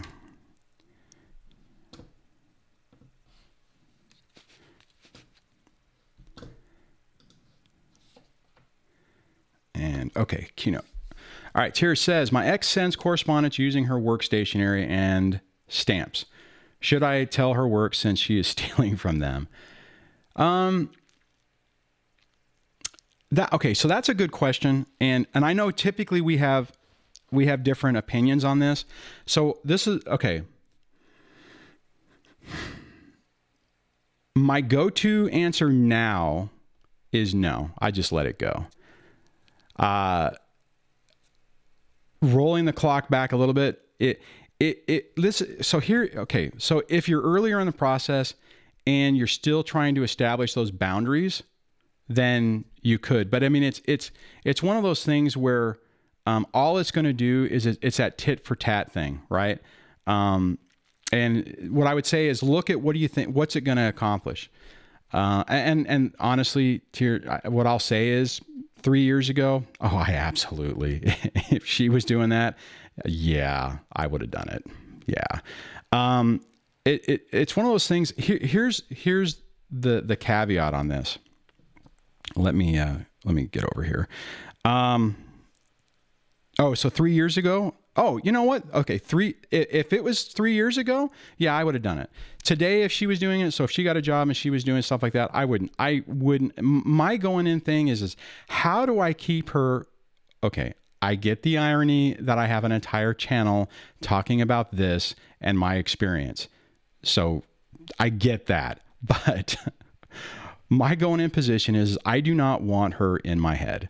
I don't want that toxic filth corrupting my environment. So for the most part, that's why I look at everything, you know, like I was talking about earlier, this stuff with the medical billing, I still haven't responded to it. I think what I'm doing is I'm just going to wait and I'll figure out what I'm going to respond in a couple of days when it's the first. And because it's like you have to look at what is the benefit. Now, what I will say early on in the process, the benefit is you feel the process feels so freaking unfair that they're able to get away with everything, and you feel like you're jumping through flaming hoops the entire time, that any chance you get to try to fight back, you want to fight back. I've done it. And I don't know at that time, I don't know if I materialized right next to me to poof, you know, and if I was able to say, Dwayne, really, you don't want to do that. I don't know if I would have been able to not respond to some of these things. It's, you know, and so on. Oh yeah. Tears says, I'd love to see her homeless. You know, actually that's interesting you say that, because I used to feel the same way. I'm like, man, I want to destroy her. What can I do to just, you know, take everything I possibly can away? I mean, it used to really make me angry that she was still living off me, doing the exact same thing, having the exact same lifestyle. In my mind, that's the way I felt. And it drove me crazy, you know? And the thing is after a while, let me go back over here. After a while, it's like, I didn't want to think about her anymore. I don't want to, you know what, whatever you're doing, whatever, just leave me the hell alone, minimize the damage you're doing on your kids. Think like you're winning. Fine. You know, hey, yay, you won. You know, yeah, I'm a bitter, angry, ex-husband who doesn't really care about anything other than money. And I don't really care about I don't even know what the hell she's saying anymore. It doesn't matter. It's like, it doesn't matter. You know, whatever. I don't care. I want my life back. I want my future. I want to be able to get up in the morning, have my coffee, chat with you guys, and think about my future. Think about what my life is going to be like, what my life with the kids, what I can do with the kids. And and not even to the point where I used to do that. And I would get irritated because it's like, dang it, I want to be able to do this and this for the kids, but I can't because of her. I don't even think about that anymore. So, you know, oh, BB's on. So, hey, BB, glad you could jump on. And, oh, looks like Angela jumped on. So welcome, Angela. Oh, geez. Nikki, one positive, we are not rolling over in the morning to their sickening faces. You know, and that's pretty funny the way you say that. But it's honestly, that is the hugest victory, that we do not have that talk. Thanks, Tears. I appreciate that. Tears just did another super chat. But that's it, right? I mean, it's like, but here's the problem, guys, is you lose sight of it. See, what happens is you start out, if you leave, you start out like, okay, thank God I'm away. If they leave you, okay, it's a little bit harder because you get blindsided by it. But at the end of the day, that is the first victory. The first victory is you do not walk in the door to them anymore. And that is huge, huge. The problem is once they turn on that smear campaign and they go from covert to overt, which is typically how it happens, and that little sanctuary that you have, you actually have it. You think you don't have it. My problem is I was like, oh my God, I'm living the same life before, and I lost sight of the fact. No, I'm not. When I walk in the door, I'm not. Guys, and maybe some of you can relate to this. I used to come home and I would have to take a deep breath before I walked into the chaos. And I'd be like, right? And as soon as you're out, they don't, now they can still create chaos, but you know, if you go in and you have nothing in your house, excuse me, I apologize, that was gross. You can sit on the floor, use your phone and play some meditation music, light a candle if you can afford one and a match. Don't burn your house down, and relax. You can take a bath and don't have, you know, nag, or you know, whatever. You don't have somebody trying to emotionally manipulate you. The problem is you get so wrapped up in everything, you forget it. You lose sight of it. So thanks for saying that. That's a perfect one. And thanks again, Tears. I really appreciate the super chats. All that helps the channel. I was talking with someone the other day about doing some modifying some things and adding some cool features, kind of opened my eyes to some stuff. So hopefully in the next week or two, I'm going to roll out some new stuff that might be pretty cool. I'm still trying to wrap my head around it. Oh, Yale says, how do I find a NARC therapist? I know he's been asking that. I think he sent me an email on that. And I think I've seen him posted on Facebook. Does anyone know one in New York City area? There is, let me see if I can pull this up. Let me say, ooh, Psychology Today. I think Psychology Today, let me go to Chrome, has a Find a Therapist, New York. New York? Is that the way that goes? Let's just say hypothetically that is. And what you want to find is, let's see if, I actually haven't used this site. What you want to find is, first thing, do they list that they understand narcissistic personality disorder, right? So if you look at this first person, so she's a PhD, which probably isn't a great site. Okay, so I actually picked the wrong, let me go back. Let me pick, let's see here. How about just a regular therapist? We'll just grab Brenda real quick. Okay. So, and you see what they're on, and wow. And let me see if I can find, let me do this. Let me look at the right screen because it makes my mouse work easier. Let me do, actually, I'm going to do it this way. Let me go, I'm going to switch back to the main screen. Oh, Angela, thank you. I just saw that. Says, very angry with periods of fear and dread of what's next. Dwayne, watching your videos on that, what can you say for today for me, for you, for us? That actually is, actually, that's a really great question. And thanks for the super chat, Angela. And Lael, what I want to do is I'm going to try to pull up the person I use so I can show you what her skill set is. But let me answer this real quick before it scrolls off. Okay. All right. Here's the thing.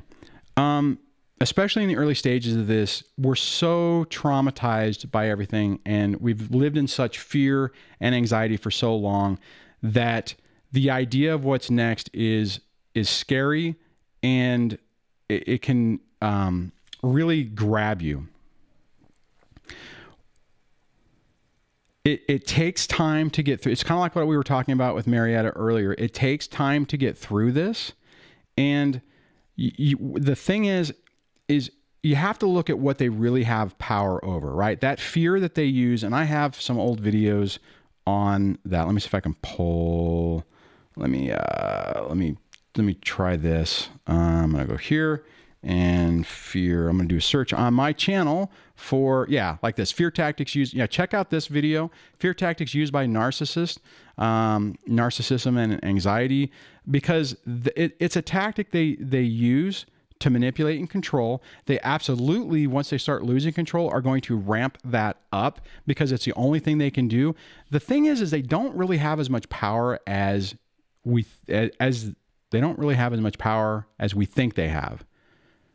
So it's like we're giving them that power. A good example of that is when Tyr says it's all an illusion. Yeah, that's true.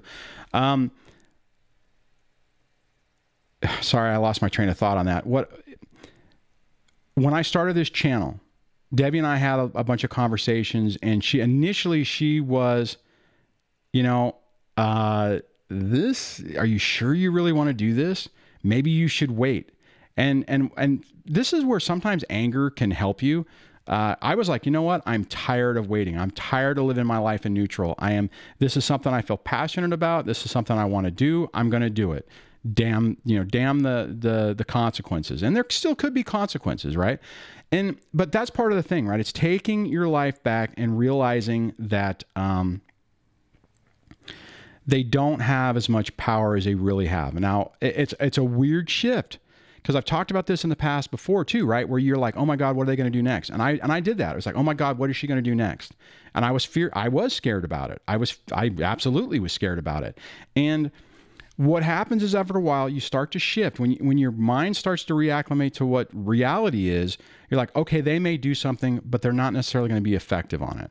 And then what happens is you can kind of anticipate what they're doing. So you're thinking about it, but it's not causing you trauma, and it's not triggering you, and it's not, causing you to have CPTSD and stuff like that. Sorry, I have an itch. Okay, so back to, actually, this is a good time for me to try to do this. So let me go. If I can actually spell. All right. Let me see if I can find her. Hey, there she is. This lady is,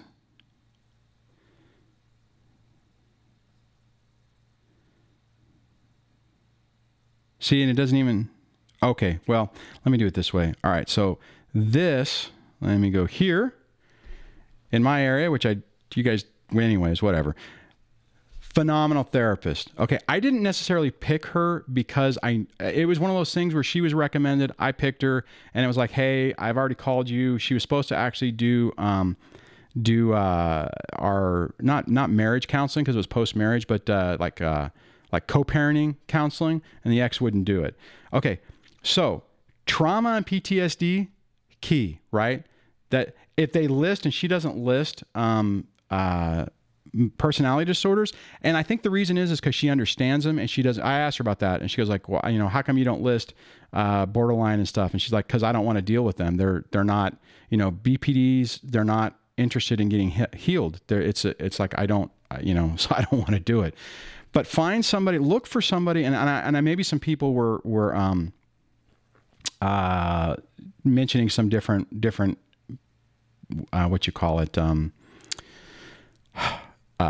recommendations. Maybe I missed that, but look for people who have not BDSM stuff, but EMDR, that type of stuff, because they understand.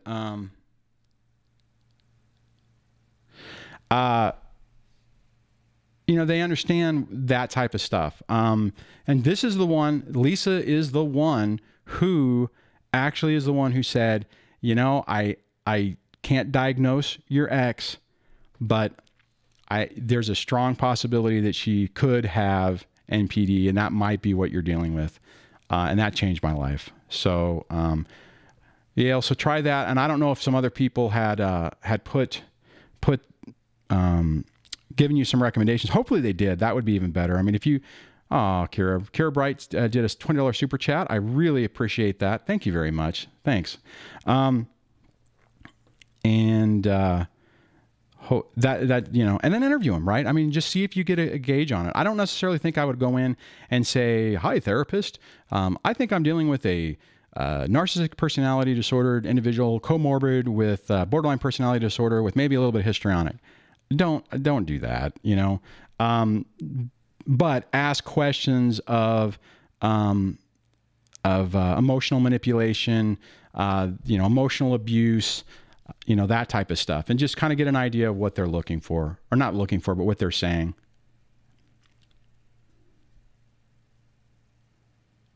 Okay, so I missed some stuff. Let's see. Tears has said he'll treat her like he's treating you. Oh yeah, unless she's completely blind, she'll leave him. Yeah, I don't know who is asking that. We were talking about that earlier, And it's true. It absolutely is true. These people, you know, will stay the same. Leanne Miskin says, well, I'm not going to put this up because I get this question a lot. Does my ex know about the channel? As far as I know, she does not. That is one reason why I try to keep my actual identity separate. So if you know me and you type in my first and last name into Google, this doesn't come up. You know, that's why on Facebook, my name is Dwayne Robert. I know some of you guys have probably seen every once in a while, there'll be something out there that does the whole thing. So it is easier. It's becoming a little bit easier to find it. Personally, I don't think she's thinking about me. I think she's living her life and, you know, she thinks that she doesn't, she's not thinking about me. You know, she's just, the only thing that she thinks about me is if the check, you know, drops into her account every other week. And that's okay, right? I don't really need her to know about this. This isn't about, her. This isn't about getting back at her. This is about trying to help people that were going through the living hell that I went through. And I've said this before, but I've often thought that somebody that does not have a support system at all, or if they're surrounded by more narcissists who are just, you know, you're being emotionally abused by your ex and your support group, because typically we have narcissistic support groups, it just complicates things. So that was one of the reasons why I wanted to do this, that when I felt that I got to the point that I could provide a positive message that could help people, that it would be worth doing. And that's the thing, right? It's to try to help people to know that you're not alone, that you can get through this. It's going to take time, but that there is life after this and that there's hope. Okay. Let's see.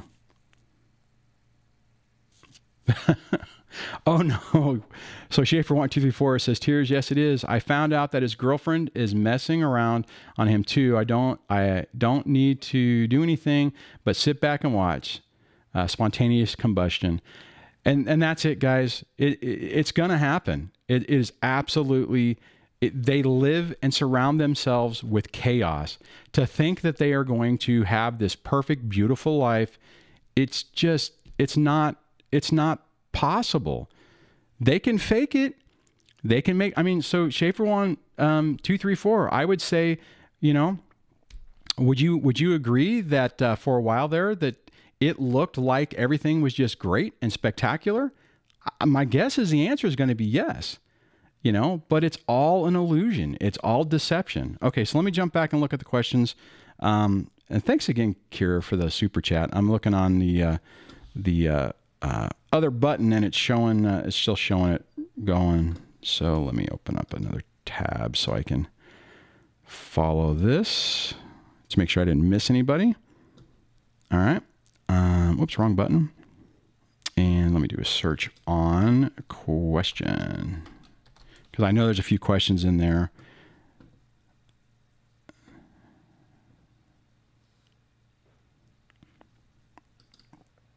All right, let me grab that.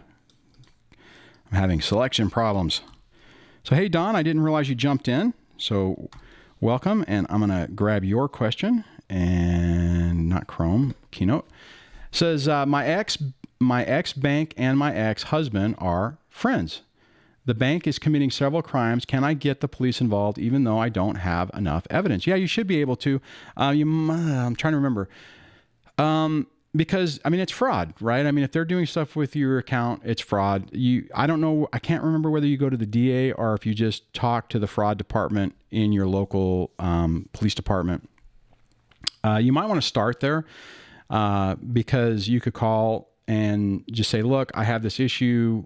You know, what am I supposed to do? And they could potentially start it.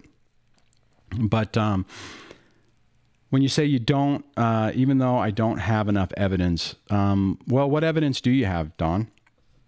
I mean, that's kind of is there enough to, you must know that they're doing something, so there's got to be some evidence, right? So let me scroll down. And BB, if I didn't say welcome that you're on. I can't remember if I said that. Oh, Donnie Earthling's on. So, hey, Donnie, glad you could jump on. I know it's a heck of a lot easier to get onto this from at this time as opposed to having to jump on the show at 2 a.m. because I think you're in the UK if I remember correctly. So this is kind of like the whole Saturday thing is kind of a nod to the folks on the other side of the planet so that they don't have to, you know, participate on this at 2 to 4 in the morning because that's tough. And it's hard because sometimes, you know, I've even actually chatted with some people and, you know, you assume that everything is in your time zone, right? So it's hard to, I mean, I was talking to someone the other day and he was helping me test something. And, you know, you were chatting along and he's finally like, man, it's like 3 in the morning here. I got to go. And I'm like, oh my God, you know, and it's like, it's only like, you know, 7 here. I felt pretty bad. So, okay. Let me look for the next set of questions. So I saw that one. So I talked about tiers one.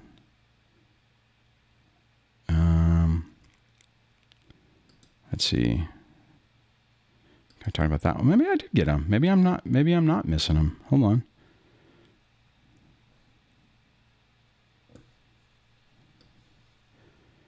That's a good one. So let me grab Leanne's question. And, oh, geez, I didn't even realize I had the comment up. Sorry about that. I'm sitting here doing things and didn't realize I had the slide up. So here, let me do this. I'm going to cycle it so it'll make it easier for me to find whenever when I go back through to try to index it. It says, how do I tell my attorney outright my soon-to-be ex is a narcissist or explain his ways? I tried, but not sure if he gets it completely. What I would say is what you did is that's what you do. You let them know, and if they don't understand, then it's just what it is. And some of them don't. I mean, one of the things when I was talking with Wendy from Command the Courtroom the other day or a couple of weeks ago is, you know, that's what she was saying. She's like, you know, I've dealt with narcissists. I didn't really understand it. So she's learning, you know, so she's obviously learned about it now. And I think a lot of people, I mean, see, the thing is, if someone hasn't dealt with it, they don't understand. And hopefully, you know, I mean, it'd be best if people don't, but the problem is when people haven't experienced it, they don't get it, right? They don't get that someone can be this unreasonable. So what I would say, Leanne, is you mention it. You can say, hey, look, you know, I strongly suspect that my ex has NPD. They fit a lot of the characteristics, which means they're going to play games. You know, you know, do you know about it? Do you know about that? Most of the time, people, you know, that you're trying to hire will always say, of course I know. I'm real versed in that. You'll realize by their responses whether they really get it. Now, if you have an attorney who really gets it, that's better because they know how to play. They can play the game with them a little bit better. But that's what you do. I mean, what you did is it. I mean, I wouldn't keep going through trying to get your attorney to learn about it or to I guess believe you, but mention it, bring it up. See if how they respond, whether they look at you like you grew a third arm or whether they actually get it. And you'll know. I mean, the people who really know will respond in a way to where you know they get it. So if you're saying he doesn't get it completely, then he doesn't. That doesn't mean that he doesn't know how to deal with these type of people and how to play their weaknesses against them. So it doesn't necessarily mean that he's a bad attorney. But it sounds from what you said, he tried how your responses you're getting, then they don't get it. So hopefully that, and let me go back here. Hopefully that helps. So hopefully that helped, Leanne. Let me know what you think about that. And if anyone else has any opinions about that, let me know. Tier says, yep, my lawyer knew and knows. The law firm is one of the biggest ones here. They got it. Yeah. If you have somebody who gets it, it's even better. Oh, you guys are saying nice stuff about me. I appreciate that. All right, let me go for let's see what the next question is. Man, this is like really weird. Oh, David said, can I get you know what? I'm going to post this one because I need to talk to her. And, keynote. So David Seckley says, can you get Command the Courtroom for an entire live show? She's awesome. I would love to. The problem I have is my bandwidth. And actually, that's one of the things I was going to do with Spiritually Empowered, is because we're trying to work on something, is do some tests on that. So I want to do something live. I'm not sure if I have the technical, not technical capacity, but the bandwidth to do it. So, the thing is, she's not that far. I mean, maybe one of these days I can just, you know, take a boondoggle to Arizona and just do it there. Huh, that's an interesting idea. And she wants to do some stuff too, so we just have to figure it out. It's weird. We did that last thing, and then it's like, I've been going 9,000 miles an hour. I know she has too, because she went back, went back to work from the holidays. And that's one of the things I'm going to do this weekend, is try to reach out and reestablish contact with her, because there's some other videos that we're still planning on doing, the where she'll do these little, I'll ask her a question and we'll drop it on the live show. So if you guys have questions that you would like to, to ask her, email it to me. You can do that at Dwayne@dadsurvivingdivorce.com. And at the end of the live stream, I'll walk through all those links again. And so what she's going to do is make little videos that cover that, and then make a bigger, more in-depth video for her channel. So it's a way to do that. I mean, we did it once. I thought it worked out really well. So I'm planning on doing that some more. Okay, so let me go through and try to find the rest of the questions before we run out of time here. So man, I keep coming up with the same one. Oh, I know what it is. Tears, I kept missing your question, so you kept posting it. Thank you. I'm glad you did that. But it's messing with me, because I'm like, hey, what? Why does it keep scrolling down? Okay, now I figure out what's going on. So that's good. All right, let me grab Dawn's question here. Oh, Sarah Harrison's on. Retracted a message. So sorry about that. But welcome, Sarah. Glad you could jump on. Hopefully, or welcome to the channel, and welcome to the live show. And let me grab, whoa, wrong button, keynote. Okay, so Don said, hi Dwayne, my ex-husband and my ex-bank are buddies. Can I get the police involved even though I don't have enough evidence of the two crimes? Well, if you have any evidence, I mean, if you just suspect they're doing things, then I don't know. If you have stuff where you see accounts being created that you didn't do, that's evidence. So I would go to the cops with that. If the cops say, well, there's not enough evidence, then you at least tried, right? So I would at least take whatever you have and try to talk to your local forgery department with your either police or sheriff's department, and see what they say. So, I'm missing part of Lael's comment. It was my daughter's lawyer that screamed at me on the stand. How do you know? Oh man. So I missed part of that. All right, so let me go down. Okay. I think I might have got all the questions. Let me do this, because sometimes I do it wrong. Let me go back.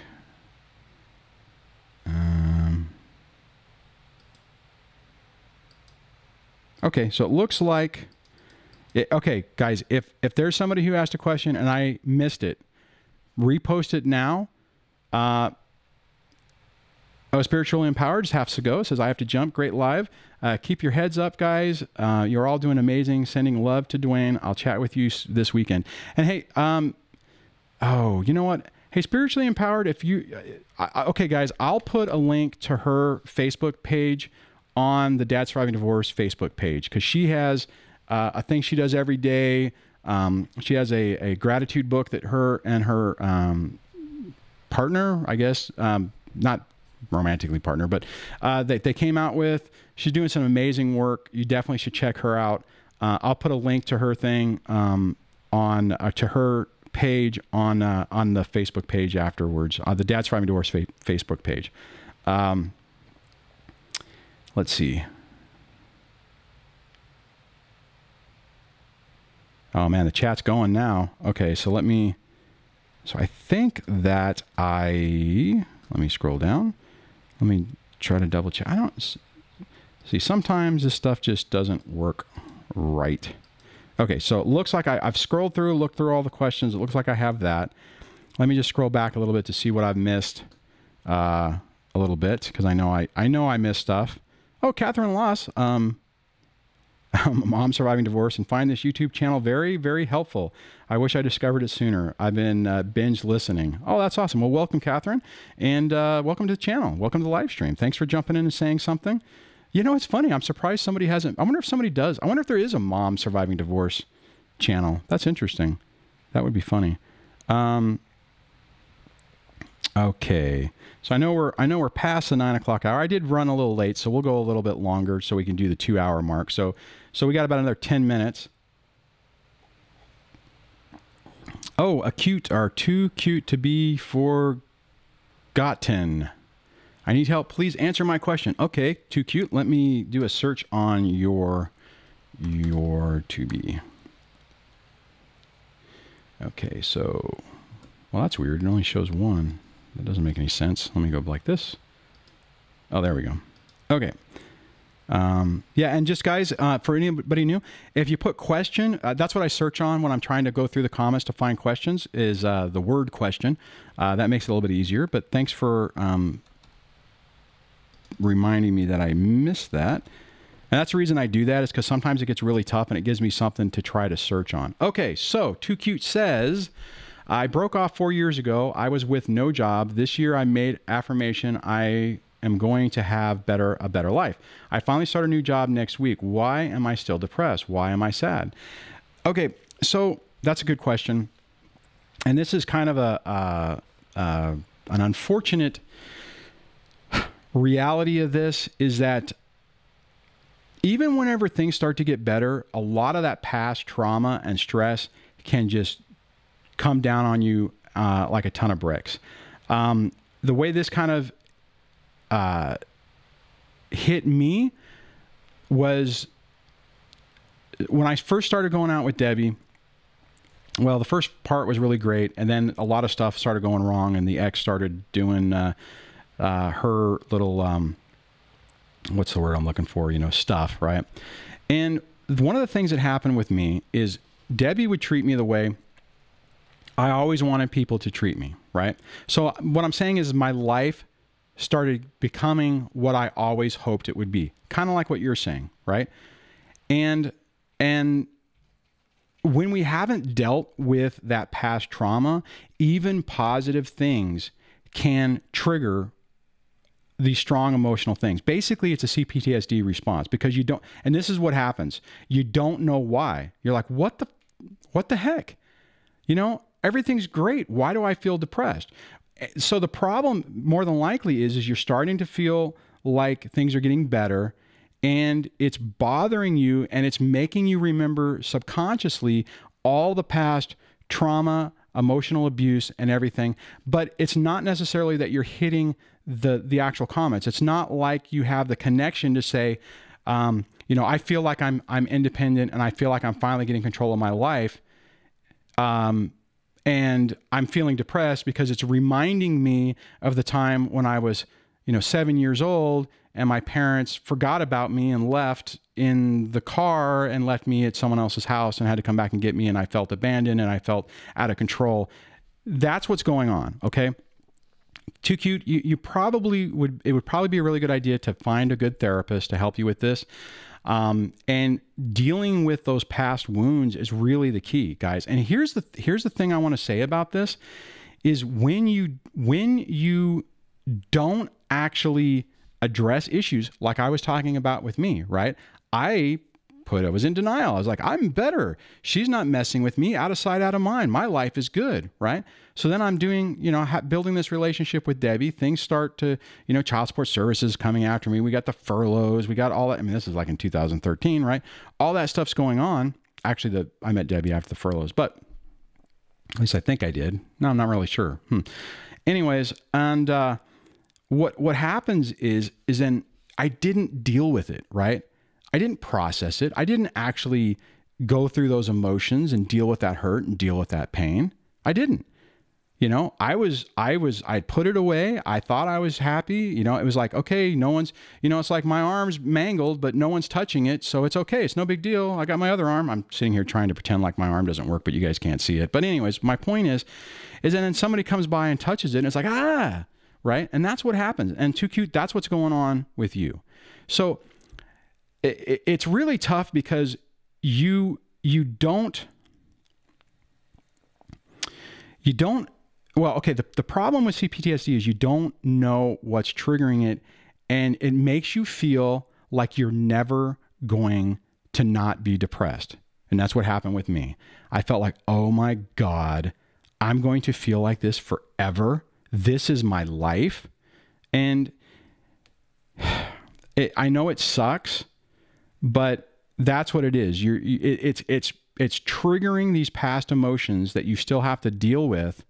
And even though it's good, right, it makes absolutely no sense. And that's why I do bring this up on semi-regularly, because it's one of those things that's a sad truth of this that everyone needs to be aware of, because you can go from everything being good, or I mean, everything crap and everything starting to build back up, and then you emotionally crash and you don't know why. That's why. So Too Cute, hopefully that helps. Hopefully that gives you some hope on this.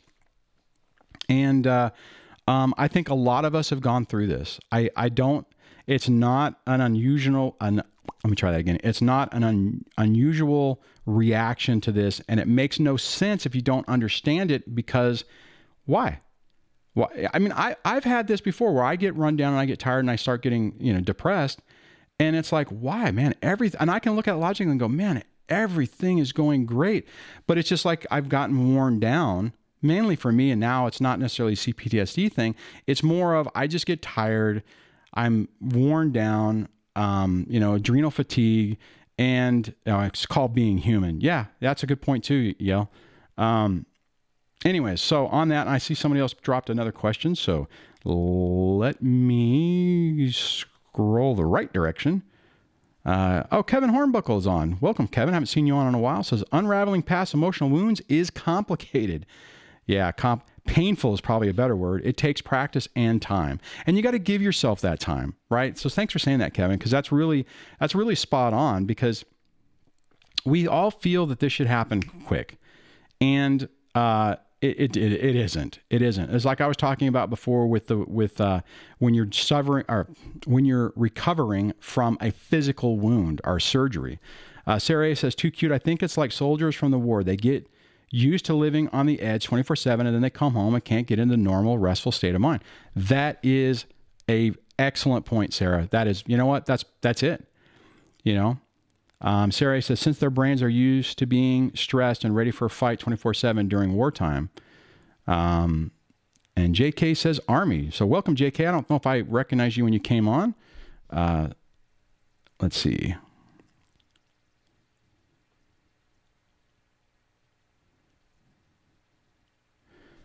Nikki says, this may sound narky, but we are the good fighting the evil. I don't think so. I see what you're saying, though. Too Cute to Be says, I have been seeing 3 counselors for 3 years, and now they are all very good. I feel bad. I still struggling with my emotions, and I'm not able to feel joy. I am exhausted too. You know, try to find somebody. What I was talking about earlier with Lisa, that she does the EMDR, the eye movement rapid. Oh crap, I can't remember what it stands for. There are some things that help you deal with those past traumas. See if you can find somebody who is skilled in that. You know, and maybe you need to find a different one. You know, some have different skill sets that are a little bit better. But yeah, it is. It's tiring. And I felt, I mean, when I was going through that with mine, I was losing it. I was seeing her once a week, and I felt my life, and it was spinning. It was absolutely spinning out of control. And, you know, that was whenever she basically said, mentioned the narcissist thing.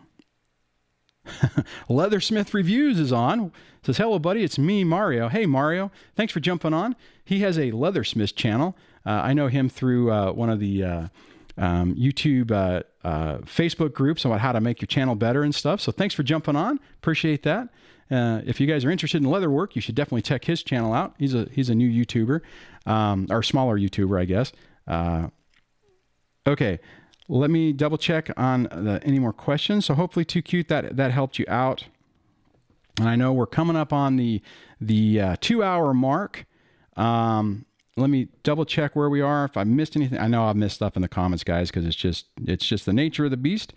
Let's see. Oh, that's good. Nikki, it said humans surviving demons. There you go. That's a good one too. Probably my channel would be more popular if I called it that. That's pretty funny. Oh, wait a minute. Okay. Let me grab, because Sarah had a question and I missed it. Oh, I wonder why I missed it. That's weird. Let me come over here.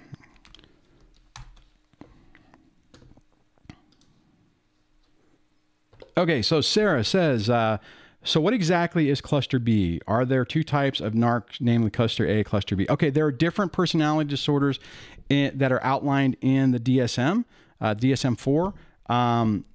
Cluster B is a section that covers narcissistic personality disorder, borderline personality disorder, antisocial personality disorder, and crap, there might be another one. So yes, there are different clusters. I don't actually, Debbie's making me a cheat sheet that from her, because she's actually studying to be, her degree is in to do therapy type stuff. She's just working on getting her license and stuff like that, which will be awesome. And so that's what the deal is on that. So cluster B is the area where those personality disorders live. Let me see if I can pull this up. I'll go over here and let me go like this. And let's see.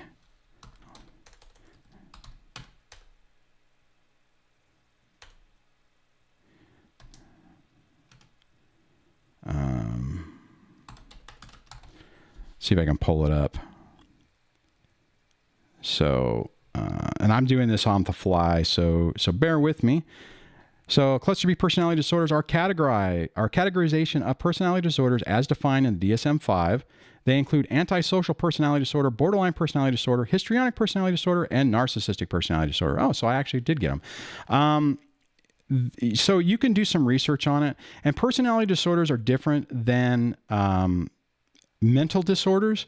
So everyone talks about cluster B just because that's where those personality disorders live.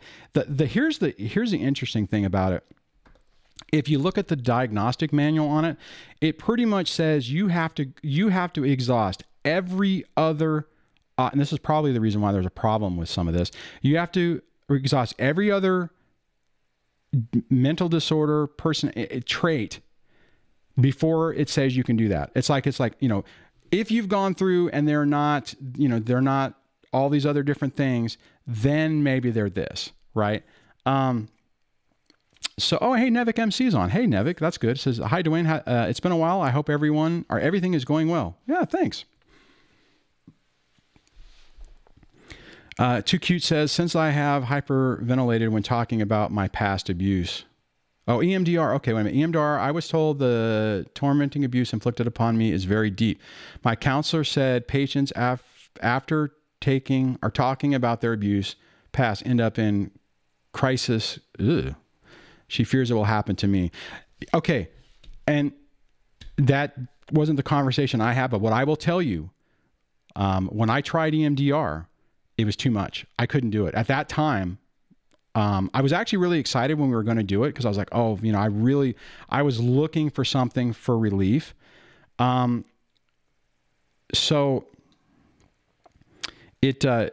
I'm sorry, I'm trying to brainstorm here while I'm thinking. So yeah, I know what you're saying because it was too much. I couldn't do it and I stopped. I'm like, we stopped it. And so what I will tell you on that, Too Cute, is don't feel like you're completely lost because that's the way I felt. Now, what I did do, let me come over to the website. Okay. So what I did do at that time when I was really desperate, I started using this, I mean, basically someone recommended hypnosis. And even my therapist did, and I was trying to find a local one that could do it. I couldn't. So what I ended up doing is I did these, right? I went to hypnosis download at Uncommon Knowledge, and I went through these: Mending Your Broken Heart, Get Over Divorce, Let It Go, and Unrequited Love. And I listened to them a lot. And I was, guys, so if you want the links, go to the website, dadssurvivingdivorce.com. You can check that out if that's something that's interesting. Maybe that would help you. The one nice thing about that is one of those things that you can do a lot. And that's what I did. But okay, so let me get to that. My point is on this, and I think sometimes this is lost. When you guys see this channel now, you know, and you see what I'm doing, the pain that I went through, I don't know if it really comes through. But what I will tell you is I was in a really, really dark place at that point. I felt that I couldn't get through any of this. I wanted my life back, and I just didn't know how to get it. That's why I was willing to try the EMDR. That's why I was going to therapy all the time. That's, you know, and to be honest, guys, this is, keep in mind, we didn't necessarily talk about this so much when I did the live show with Debbie a couple of weeks ago. If you guys haven't seen that, you should definitely check it out. It's the one about dating post-narc or post-divorce, I think. Oh, I can't remember Ollie's name or what his channel is. If you guys pull it up, yeah, I'll pull it up in a second, Lael, so you can see. If you can find it, that's fine, but I'll also pull it up in a second. I haven't actually talked to Ollie, but he does have some pretty good information. Anyways, so what I'm saying is that it was bad. Okay, it was not good. I was doing really poor. I felt like, you know, everything was falling apart. I felt like I was never going to get away from this. I felt horrible. This was before I knew about narcissism.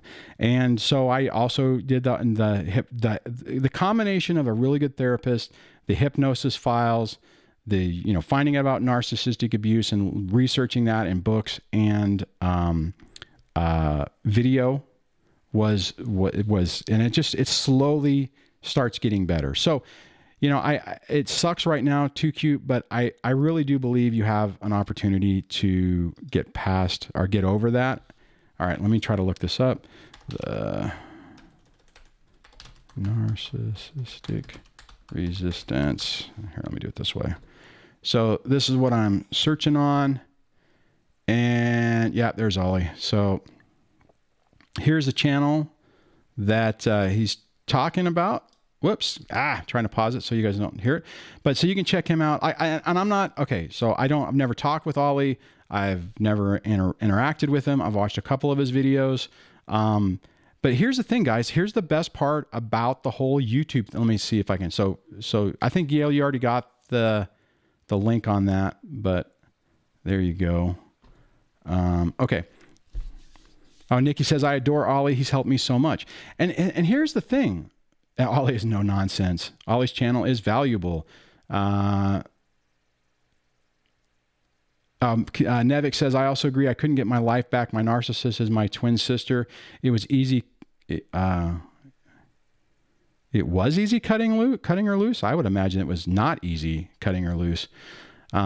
Anyways, but my point is guys, there's a lot of good channels out. I mean, there's some, you know, maybe there's some bad channels out there, but you know, look for what connects to you. Obviously you guys are here. So, you know, my message and my method of communication works, but there's other stuff out there. Don't just limit yourself to one thing. Find the different things that can connect with you and help you. I mean, that's what, I mean, bottom line, I think that's what all the folks are doing is they're trying to help people get through this. I mean, granted, people are trying to make some money too, which is, you know, makes sense.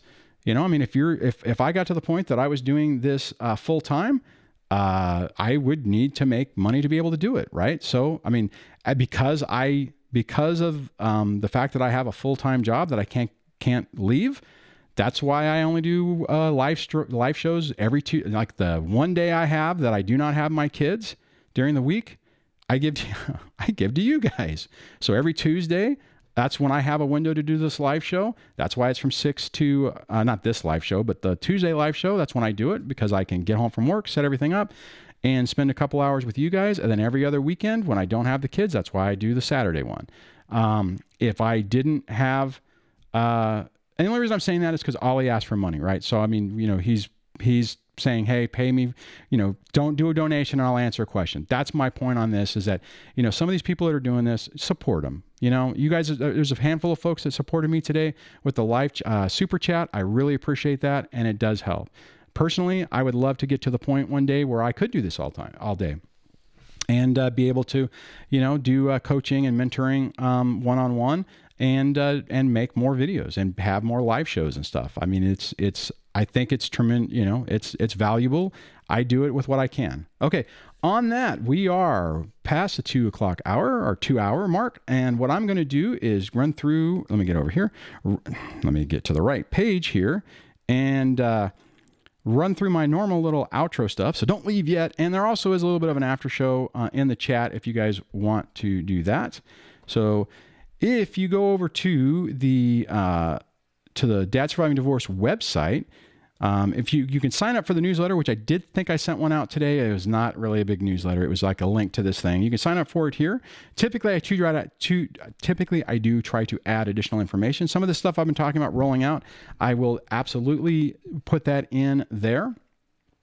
If you want to support the channel, but you don't want to do it through Super Chat, you can do it through the link right there, that nice little link there. If you want to send me an email directly, you can click this and it should open up your email client. And if that doesn't work, you can hit the contact page and it'll bring up a web form. If you want to send a voicemail to me, and somebody did that and I really appreciate it. It's really kind of neat to hear you guys' voice and interact. You can do that here or through this link right here on the side. I did go through the resources page a little bit earlier, but these are the things that helped me through my process. The Alchemist is a book that has nothing to do about narcissism. It's just a book that really helped change my life. So definitely would recommend you guys reading that if you haven't had a chance to do it. Divorce Poison is an excellent book on a lot of what we're dealing with when we have kids. Rebuilding When Your Relationship Ends was really helpful to me to understand what happened, why it happened, and that by learning on that and growing from it, you really increase your odds of attracting better people to you, and also identifying negative people and people who are abusing your boundaries to get them out of your life. And I already talked about the hypnosis stuff. And so let me go back to the main page. Oh, you know what? I'm normally, there is a link. I think it's, I don't know where it's at, maybe up here, where for the Mindset for Narcissistic Abuse Recovery playlist. If you're new on this and you're struggling, I would highly encourage you to set that. You can hit it here from the website as well. That will definitely kind of give you a primer on what you're dealing with and hopefully help. Let's see, let me double check the last little bit of comments. Lisa says, I'm a YouTube junkie. That's pretty funny. Nikki says, it was a great stream. Oh, thanks, guys. So on that, I think we're pretty much coming up on the end. I will definitely be back on Tuesday at 6 p.m. Pacific time for my normal weekly live show. And then the next Saturday live show will be the week after next. Like I said, it's every other weekend. I get to have my visitation with you guys. That's what I call that. And let me look at what we're at here. I think if I missed anybody's stuff, I apologize on it. Oh, Nikki or Marietta says, Dwayne, I'm now in that place you were. And keep in mind, Marietta, like I said, you're there now. You won't be there forever. Leathersmith Review says, awesome. Have a great day, buddy. Yep, you too. I'll chat. Maybe we'll chat again later. All right, guys. On that, Tear says, visitation with Dwayne. Yay. I know. I got kind of a sick sense of humor, so I think it's actually kind of funny. So on that, guys, thanks for spending your Saturday morning with me. Thanks for the support with the super chats. It really means a lot, and it actually does help out. Every little bit does. And I really appreciate it. I know that's not easy for a lot of people to do, so thank you for that. And I will see you guys on the next show. So take care and have an outstanding weekend. Talk to you later. Bye.